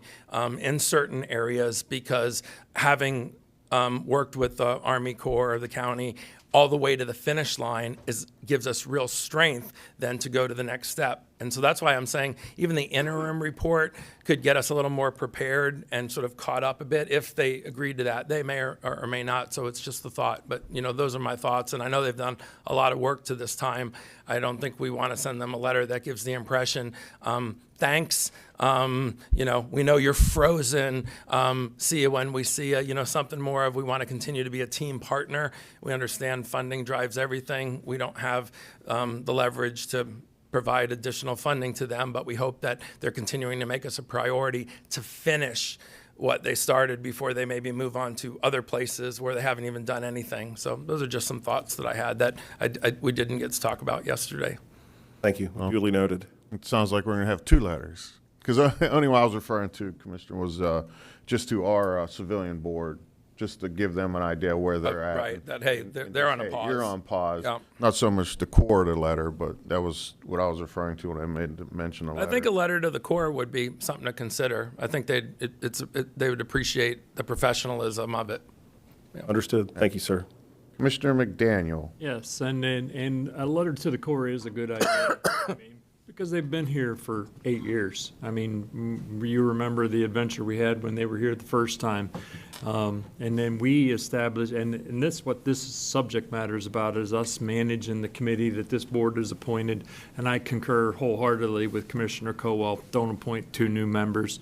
One of the things that the county attorney's office has done is continued to accept applications for membership onto basically all of our advisory committees. So whatever we do, freeze the committee, set it, put it in its current, leave it in its current status, and then if in fact the Corps comes back with additional information and an interim report, as you suggested, Commissioner LaCastro, then we can go back and touch the individual 5 members, make sure they're still interested in serving, and then go to the alternates and do that thing. We just don't want to extinguish the committee in case funding becomes available and we get something that we need to. I want to make sure that there is a community liaison with the Corps and the public, and then communicating back with our board. So I think your suggestion is perfect with regard to that, and the second letter to the Corps for that interim report, if they have one. They're probably not going to have one, but it doesn't hurt to ask. Certainly. So you have your marching orders? I do, sir. All right. So I think that's a good idea, Commissioner LaCastro, to at least let them know that, we acknowledge the work they've done, and be good partners in this. And if they want to, more than willing to show us what they've already done, and that'd be even greater for us too, because then we can start looking at it, see if it's even things we can do or can't do, or even have an appetite to do. So we'll get ahead of it. I'll speak with the project lead from the team, from the Corps, and see where we can go with this. Thank you, Chris. Thank you. We don't have to vote or anything on this? Or, no? Okay. Thank you. Thank you. One last update under staff communications is regarding the Naples Pier. Just wanted to give the board some visibility. We've been having conversations and meetings with the city of Naples regarding the pier rebuild, and they're looking for some assistance from the county on a launch and staging site, particularly relative to the large pilings that will have to be installed to rebuild the pier. So before this conversation gets any further and we're out talking to the public, one of the sites that they're considering is Bayview Park. So obviously that's going to generate some community interest and concerns as that conversation evolves. The city is gathering some more information before we start talking more to the CRA and to the community about timeframes and how long they would need to utilize it. What does that look like? Lay down areas, particularly if we can find some place where they may be able to stage, staging of parking of employees and things like that. So more to come on this, but we didn't want to get out to the public and start having these conversations without first giving this board visibility on that matter. It's obviously a very important project, not only to the city of Naples, but to Collier County. It's a landmark of our community, and we want to do what we can. The city of Naples is also going to look at the use, maybe we can share the use of their launch site for some of this work as well. And some of the work will be able to be done by access to the pier by landside, but there are certain things that are going to be required to be done by barge. So with that, if you have any questions regarding the pier, if not, I have no more updates. Commissioner Hall. Well, it's my understanding that the rock crushing site is clear. Here we go, full circle. That's funny, but I did express my concerns that I don't want this to turn into, the park down there being a lay-down site, a parking facility for workers that are traversing back and forth on these barges. That I feel like, once again, I hate to say it, but Dell's is a piece of property that already has a parking lot and has a large area of grassy area that if we do need to stage things in cooperation with this, and the pier is just as important to the county as it is the city. I wish we had more control over it to get the job done, but we really don't, other than some help. We've already provided some financial help through our tourism board I think, up to $2.9 million grant to get them moving in the right direction. It is a tourism driver, and our citizens use it just as much as anybody else. So I'd like to be a good partner in it. I'd like to have the ability to do more, but we don't because it's in their jurisdiction. But if that's something we do, but I don't want our park to look like a construction site. I don't want, I want minimal amount of impact on it. So if we can have a designated area to stage things and their workers and their vehicles, an in and out type deal. So Yes, sir. moving forward. Thank you. That's all I have, County Attorney. Nothing, thank you. All right. Commissioners, Commissioner Hall, you have anything? I'm good to go, thank you. Ooh. Good job today. It's not over. Commissioner Castro.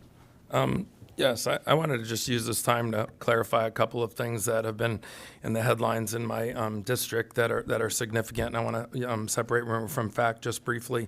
But recently, there's been some what I call sensational headlines on two topics to basically, incite a reaction from citizens, and often these headlines are improper or filled with misinformation. And I shot out a note yesterday to several of those journalists and people who are doing that on social media.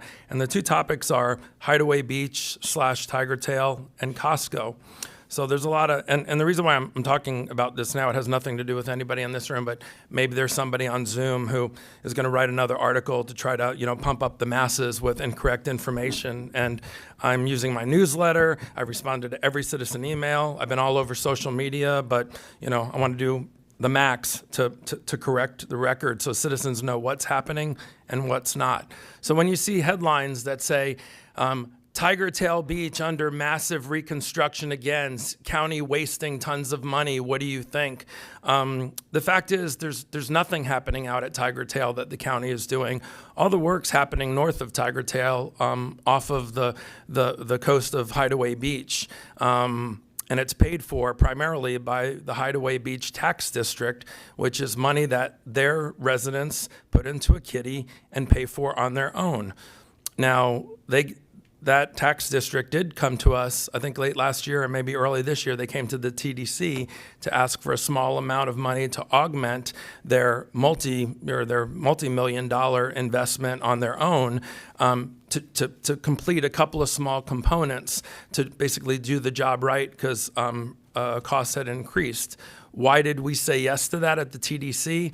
Because everything that Hideaway Beach is doing on their own, and they've gotten the permits, they've gotten the permission, whether we hate it or not, this is their project. But the things that they've done to move some sand around and make some repairs due to recent hurricanes and storms, Tiger Tail Lagoon gets a positive residual effect because anything they can do to flow water in front of Hideaway Beach better, water flows downhill, and the downhill is Tiger Tail Lagoon. So the work's being done at Hideaway. It's not being paid for by the county, but we're getting some positive residual effects in Tiger Tail Lagoon, which has been a mud puddle for many years because the water hasn't been flowing and because sand has moved around. But the other separating rumor from fact is, a lot of stones and spears have been thrown by journalists who are uninformed and citizens who say, "Oh my God, every year they're doing something out on Tiger Tail." And it's really Hideaway Beach and Sand Dollar Island, and how stupid that what they did last year, it all got deteriorated and whatnot. Is Andrew Miller here, or did he leave? So Andrew Miller is in charge of coastal zone management for Collier County and does a great job. One of the things I said to the journalists is, Andrew and his team are doing something on every beach, every day, all year round, whether we've had a hurricane or just a king tide. So we're always adding sand. We're always restoring the beaches. It's not that it happened, we do it every 10 years when a Katrina or an Irma or an Ian hits. Even sometimes when we just have really bad rainstorms and high tides and a lot of erosion, they're out there around the clock, keeping our beaches looking the way that they do. So it's really irresponsible to say, oh, all this money is being wasted at Tiger Tail, the county taxpayer dollars, where it's not. It's at Hideaway, and it's their residents who are paying for it. And they're doing what's going to probably happen every year, which is regular maintenance every time sand moves. Now, some people have chimed in and said, stupid county, why don't they put, rocks out there or a seawall or this or that? And trust me, we're not sitting on our hands and we're not stupid, and neither is Hideaway Beach. Turtles have a hard time climbing rocks to lay eggs. All kinds of other things are negative effects by environmental agencies that Hideaway Beach is working with to get their permits approved. So a lot of great ideas by people that know nothing about what Hideaway Beach residents have worked so hard to do to their community that they feel is right, whether we do or not is immaterial because the county isn't part of it, but we have seen the residual positive effects of what they've done. So I wanted to mention that. The second thing is Costco. So when I see headlines that say, Costco aggressively moving forward and making progress, and that's, of course, to incite the people who don't want a Costco in East Naples to go, my God, stupid county, don't they realize the traffic and this and that and all that? And the reality is, and I'm gonna read the latest, hot off the presses from our county staff. And I blasted it out in emails yesterday. First, Costco hasn't even purchased the property. Okay, that's number one.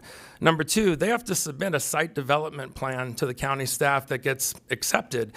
They did submit one, and it was turned back, basically, to use citizen terms, disapproved, with lots of issues and whatnot. So it wasn't something that's allowing them to move forward. So that's not true. So, like Commissioner Saunders says, words matter. So when the headline makes it sound like they're aggressively in overdrive, I mean, I got emails from citizens that said, wow, Commissioner, let me get you up to date because obviously you're disconnected on what's going on with Costco. And I think I mentioned this here before. A cashier at the current Costco off Pine Ridge said that everything's approved. They're putting shovels in the ground and it'll be open next spring. Wow, a whole bunch of people from Costco are going to jail because they have no permits, haven't bought the property, haven't brought us a site development plan. And if any of us get questions on how you feel about Costco, my answer always is, I don't know because I don't know what they're asking for. Yeah, I know what a Costco looks like, but the site development plan is much more detailed and it talks about all kinds of specifics that really give you an educated view on, hey, does this thing really fit? And even some of the articles, some of the misinformation about, wow, don't they know it'll increase traffic and this and that? All that traffic analysis and fire and all those things we look at for safety, those all come afterwards when we get a site development plan where we say, wow, this thing looks possible. And we haven't gotten that. So I don't know. None of us up here know what the traffic numbers are. We need the experts to analyze it, and it might kill the project if it's over and above what the roads can fit, or it might help it move forward. But right now, Costco is in the exploratory phase. They're talking with our county staff. Developers do that all the time, and unbeknownst to citizens, a lot of projects die on the vine. Let me just read you to conclude here. So hopefully journalists that might be zooming in. And Mr. Jamie French is the person you want to talk to because he owns the department that has all of the components. So rather than quote a commissioner and take all my words out of context and make me sound like, I'm uneducated and, the second email I got is, you should join our Bridge Club, Commissioner, because everyone at my Bridge Club knows everything about Costco and when they're cutting the ribbon. And I said, wow, that's some Bridge Club. I haven't seen them in any of the discussions. Neither have I seen the cashiers. But here's what I got from our staff just minutes ago. Costco has submitted documents to the current site development plan, but it was marked as an incomplete submittal. Okay, the property is still listed under the ownership of Hacienda Lakes.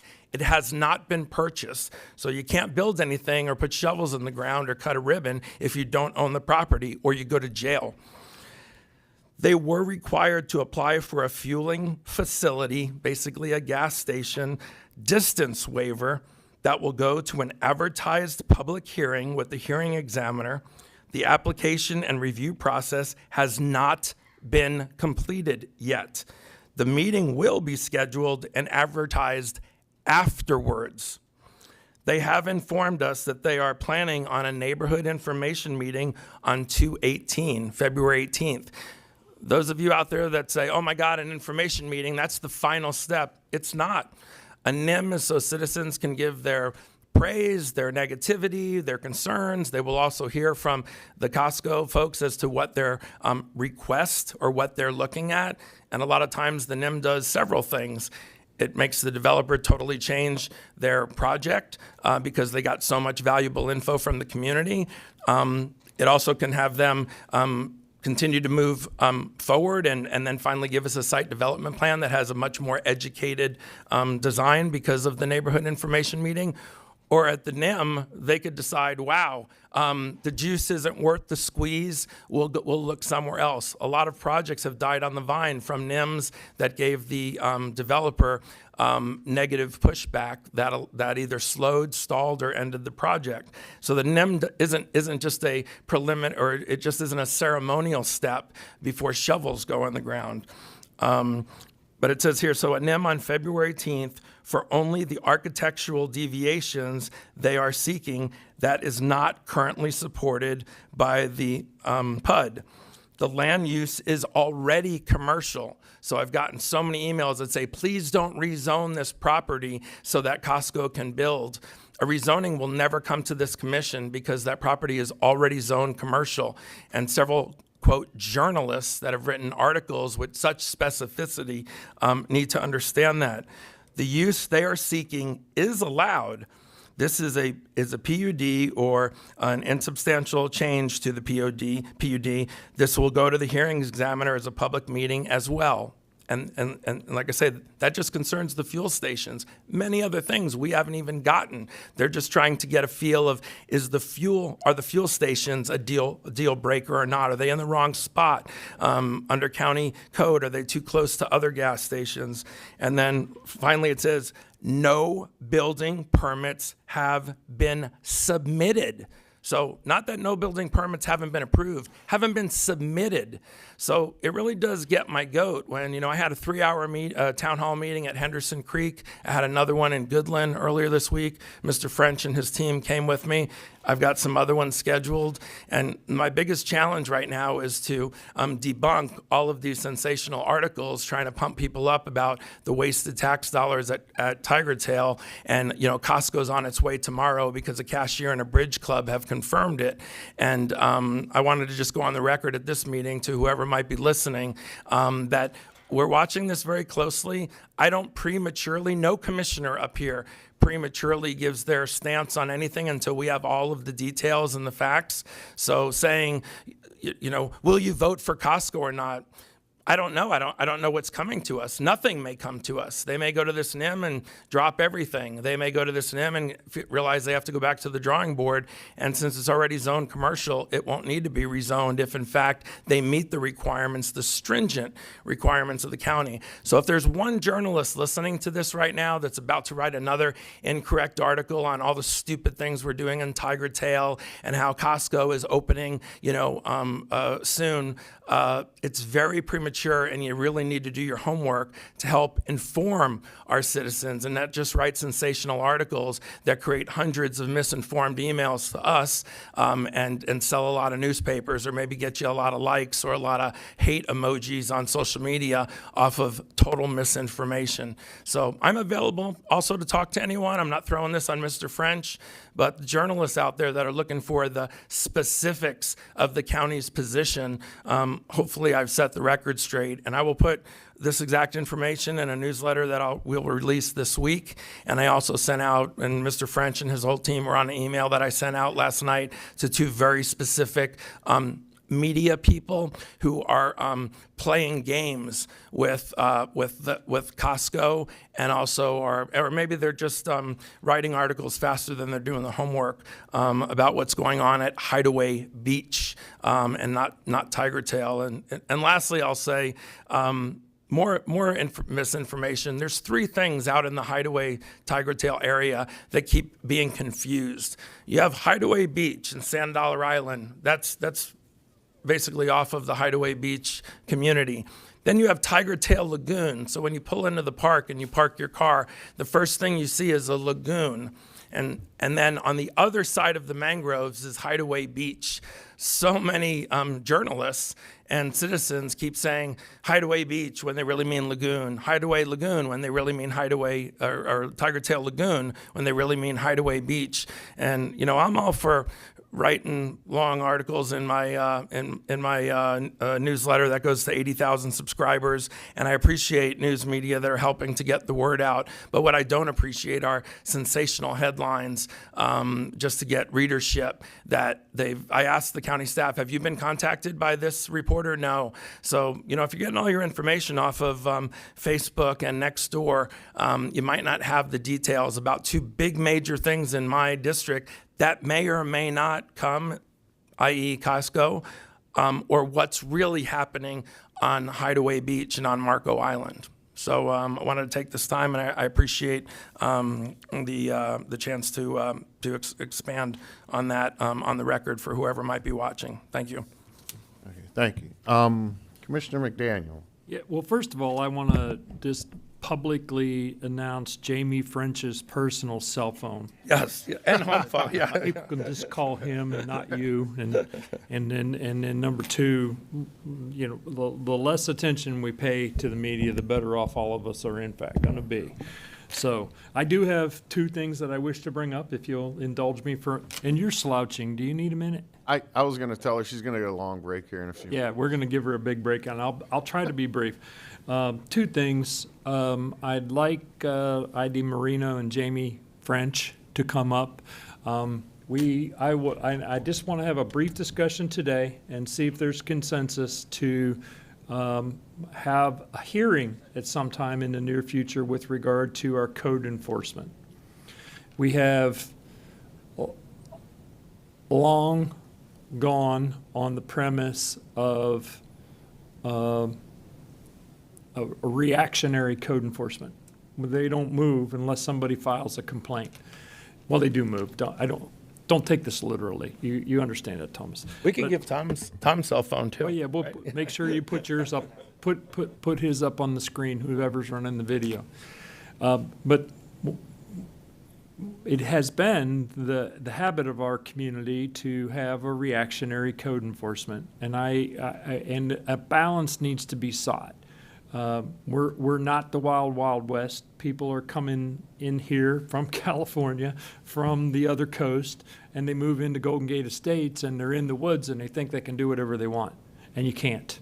And so my question is, if the board is in the mood to have a discussion with regard to how we can happily ramp up our code, because I'm not all about more government by any stretch of the imagination. And I know, and a clarification in the actual hearing with regard to the laws, what our code enforcement officers can and cannot do, access, visibility, that sort of thing, and then then have a discussion with these folks who are in charge of all this as to how we can reach a happy balance, if you will. Because I remember early on the county attorney sharing, well, our code enforcement has always been only reactionary, and it can't be that way anymore. There has to be some effort put in from our side to assist folks to come into compliance. Jamie? I'm not quite certain if I want to speak. So. No, and you have to say your phone number first. I'm not doing that. Okay. You wouldn't get me anyway, as most of you know. 239. Are you okay with us actually, without belaboring the point? We don't necessarily need to do it today. I just basically, are you okay with us with me bringing an agenda item forward and going through this? Yes, sir. And again, for the record, my name is Jamie French. I'm your department head for everything. Growth management and community development. A growing group, we'll call them. Nonetheless, sir, you as a board have recognized some of the consolidation and through your Resource X efforts that we've really focused on code enforcement as looking at it countywide as all of our code efforts to be more of that force multiplier. Now clearly we are not in any way, shape, or form do we want to intimidate the public, nor do we want to remove the quiet enjoyment of their investment or their property, much less remove the highest and best use that they seek for their property. We value that as well. And currently, we run somewhere between 97 to 98% of voluntary compliance based on the complaints we receive.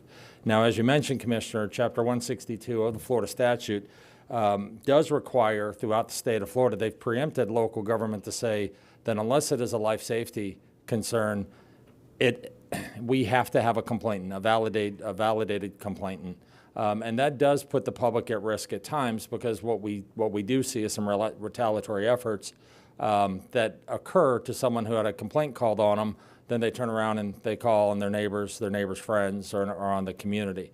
And we balance that very closely, the best to our ability. But we would certainly love the opportunity to talk to you about some of the programs we've got, what you've seen probably in your budget in the last 2 years, and your last 2 fiscal years, with regards to how you as a board, and even most recently on a foreclosure of a home that was worth over $600,000, we collected our $250,000 in back fines and liens, and the property has been cleaned up down on Goodland. And I know we've met with Commissioner LaCastro, some of his constituents, and received nothing but praise, and that's hard to do in some of these communities.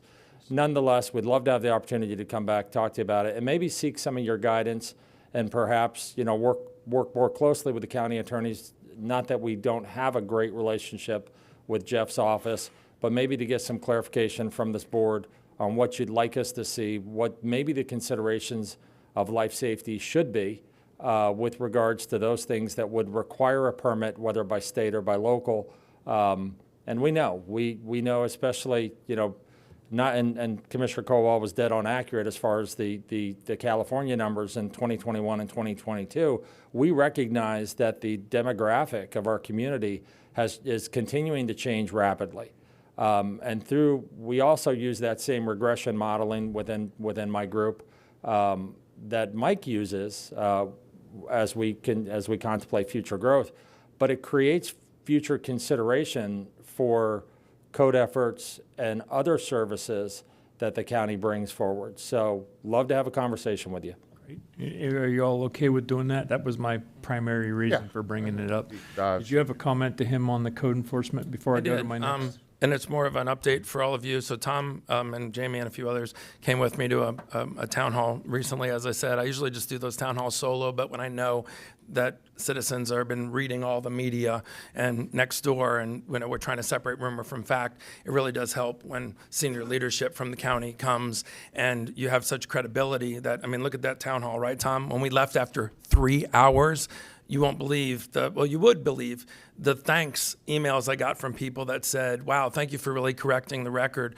But the one thing I wanted to tell the other commissioners, if you remember, it was last year, maybe even longer than that, I had presented a stronger ordinance or directive, I should say. I don't believe it was an ordinance. It was a directive to our code enforcement board that our expectation was when people have fines that they don't come to the podium and say, well, I did the best I could, and instead of owing us $300,000, that the code enforcement board, they were sort of turning into Santa Claus, where these fines were all going from $300,000 to zero, or there was no in between. And some of the reasons some of these people gave were pretty thin. So we all said unanimously that we wanted direction to go to the code enforcement board, that we would like them to hold people accountable in full, because that's not county money that's coming to us in fines.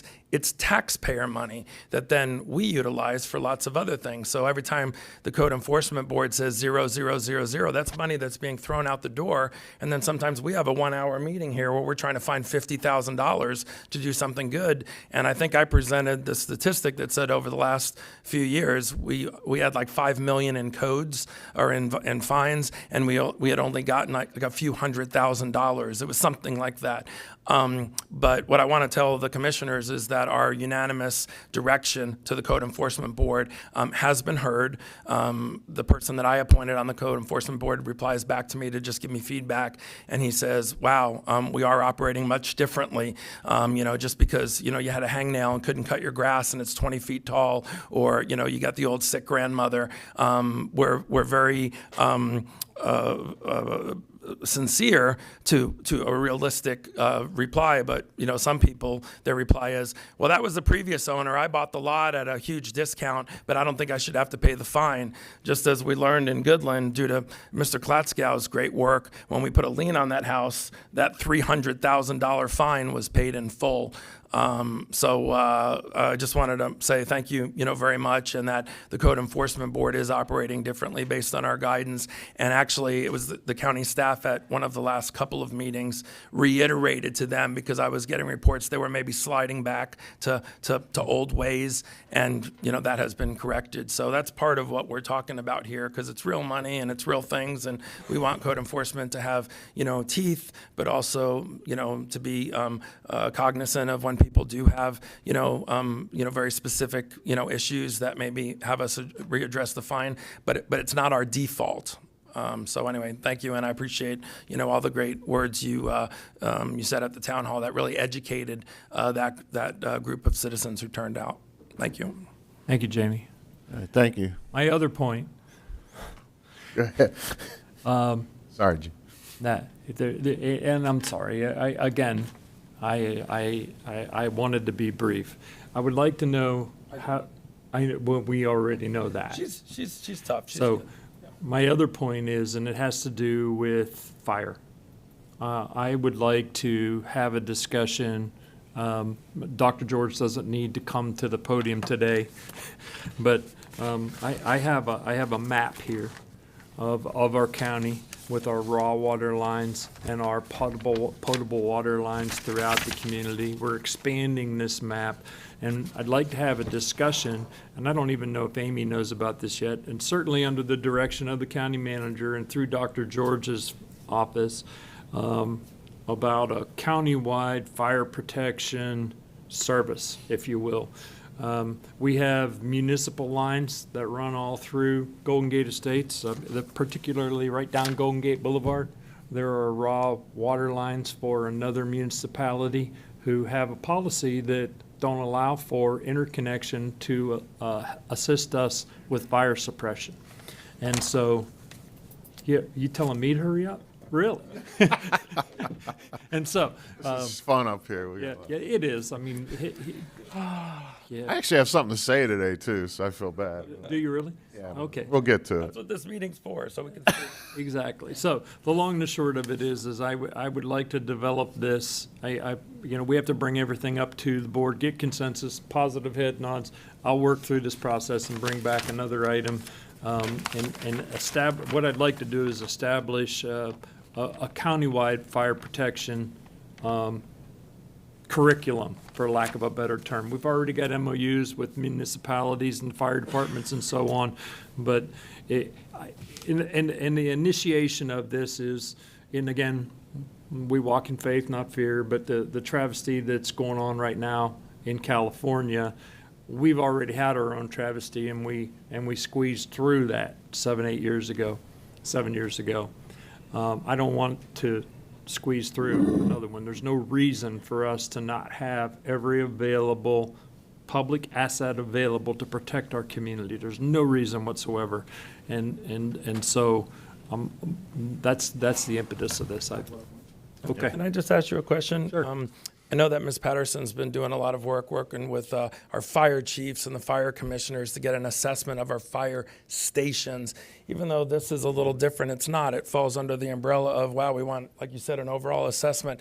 Maybe at that meeting, and if you think it's inappropriate, it's, you're making the proposal, but as a side briefing, just giving us an update, since we're all together and the topic is fire, where we are, where we're not, what stations we're looking at for possible expansion, rebuild new stations. That might be a great meeting to do that, under that topic. Yes, sir. I actually have a meeting this week with another one of the fire districts, so I'll be able to give you an update.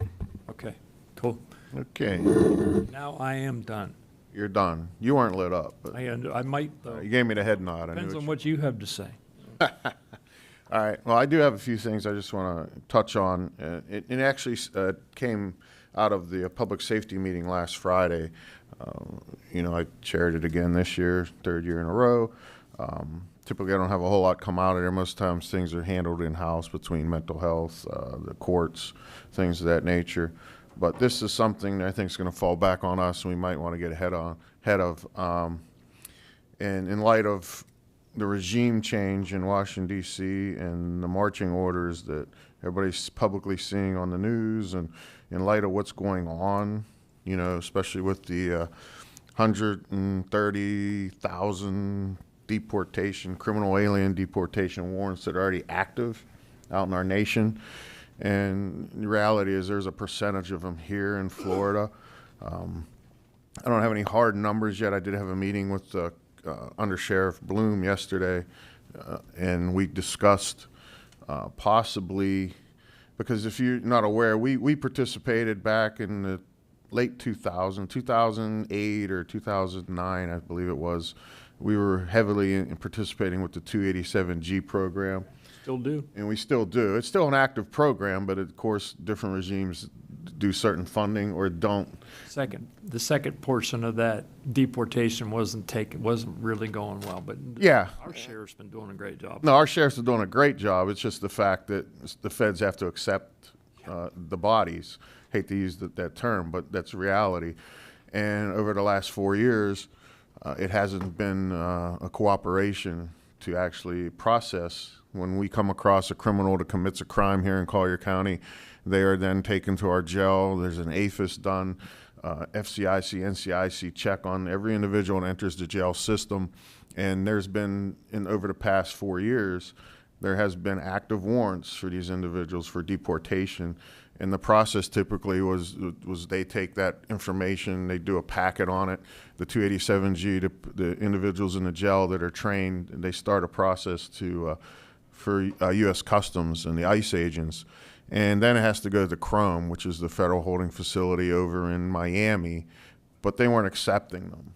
So over the last 4 years, I don't have a hard number. I'm sure we'll get an idea, and I don't want to quote anything or misquote any number, but there was a lot over the last 4 years, even within the last year, that served their 30 days for petty theft or whatever it was, driving without a license, and they had to be released back into our community again, and they still have an outstanding warrant because the feds wouldn't accept it. That's going to change. I think we all see the writing on the wall right now that is not going to be the way it's going moving forward.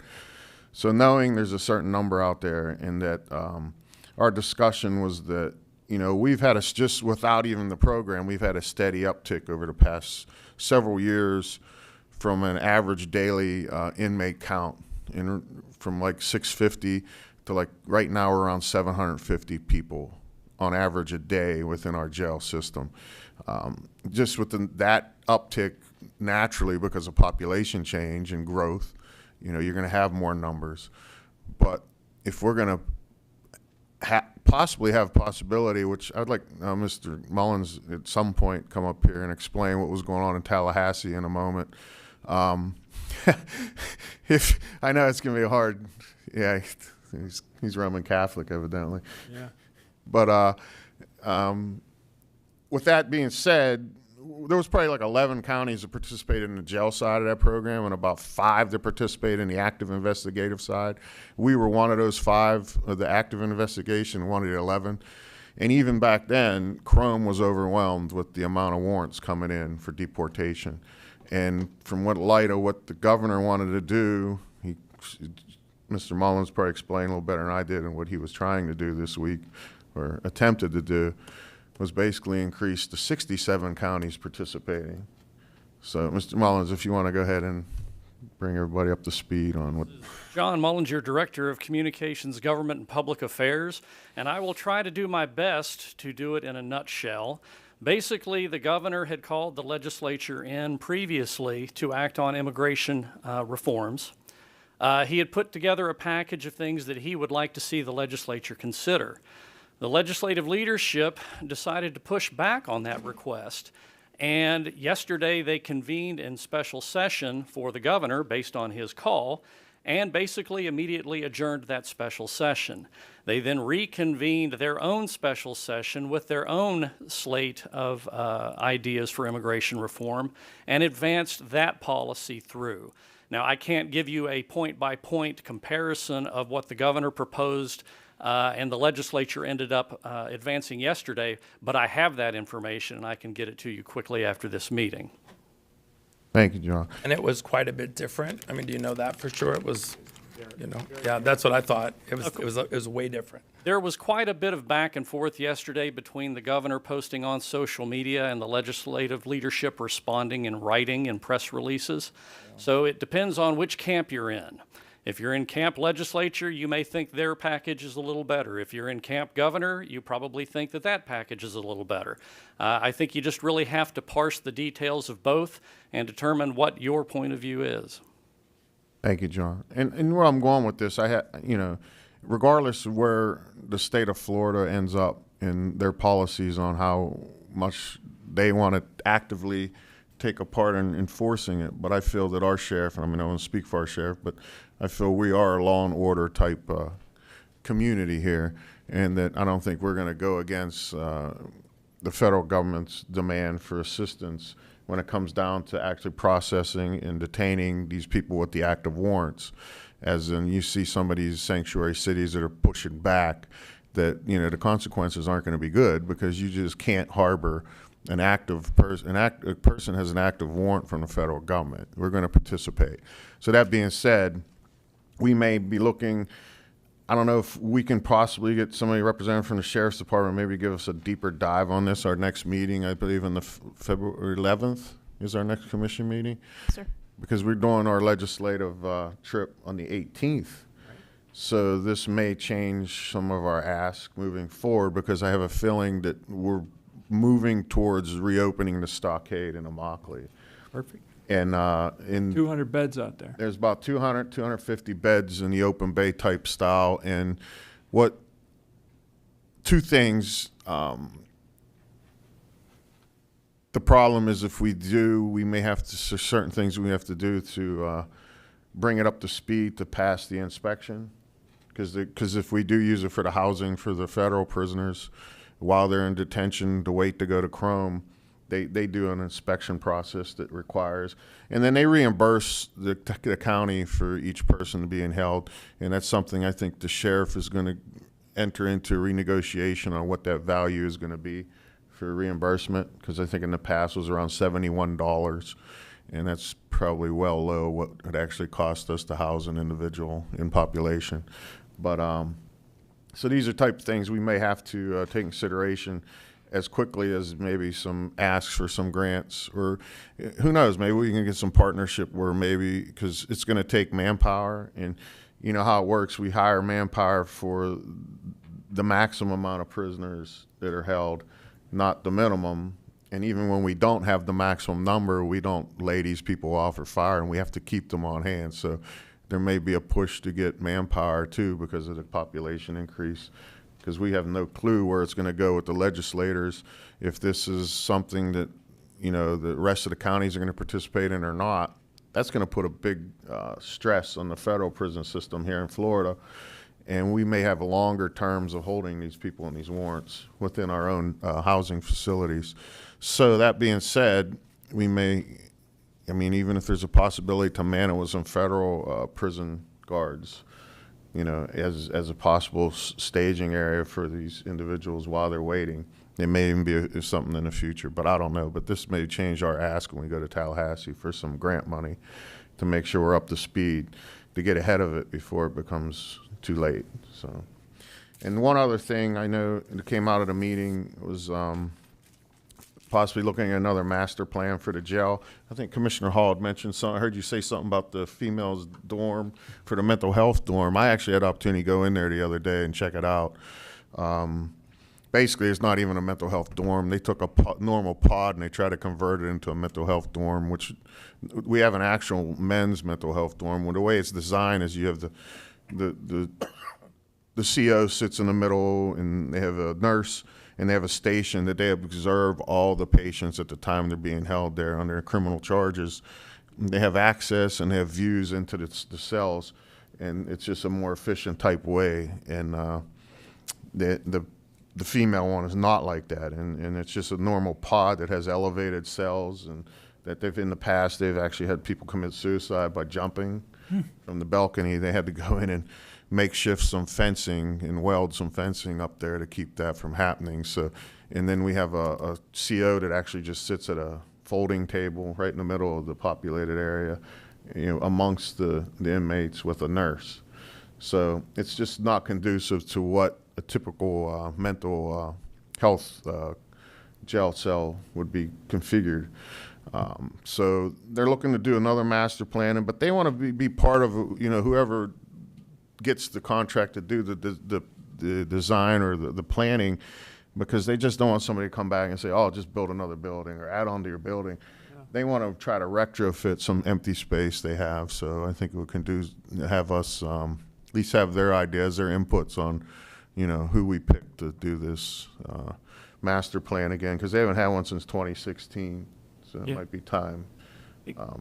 Yes, Commissioner Dan. I sat in when the sheriff hired the consultants from California to do the last master plan, and your participation in the Juvenile Justice Advisory Committee is key to success, because the entire master planning process deals only with the adult population, the actual population that we have. Little regard, if any, is given to the pipeline that feeds that adult population. So as you're moving through this process, focus the energies on the pipeline, then the necessity for attending the adult population over time should reduce. Okay. We'll do that. So it's kind of like full circle. We're kind of coming it is. around. Imagine Full that. circle. But if the board would be okay if the sheriff or his representative in the next meeting bring forward some hard numbers and what they feel that they're going to need to move forward to get ahead of this before it's too late, I'd like to have that entertained. In that way, we have the information before the 18th, in case we have to change our marching orders when we head up to Tallahassee. So, but that's all I have. Hit the gap. Anything else? Nothing? All right, I guess we're adjourned.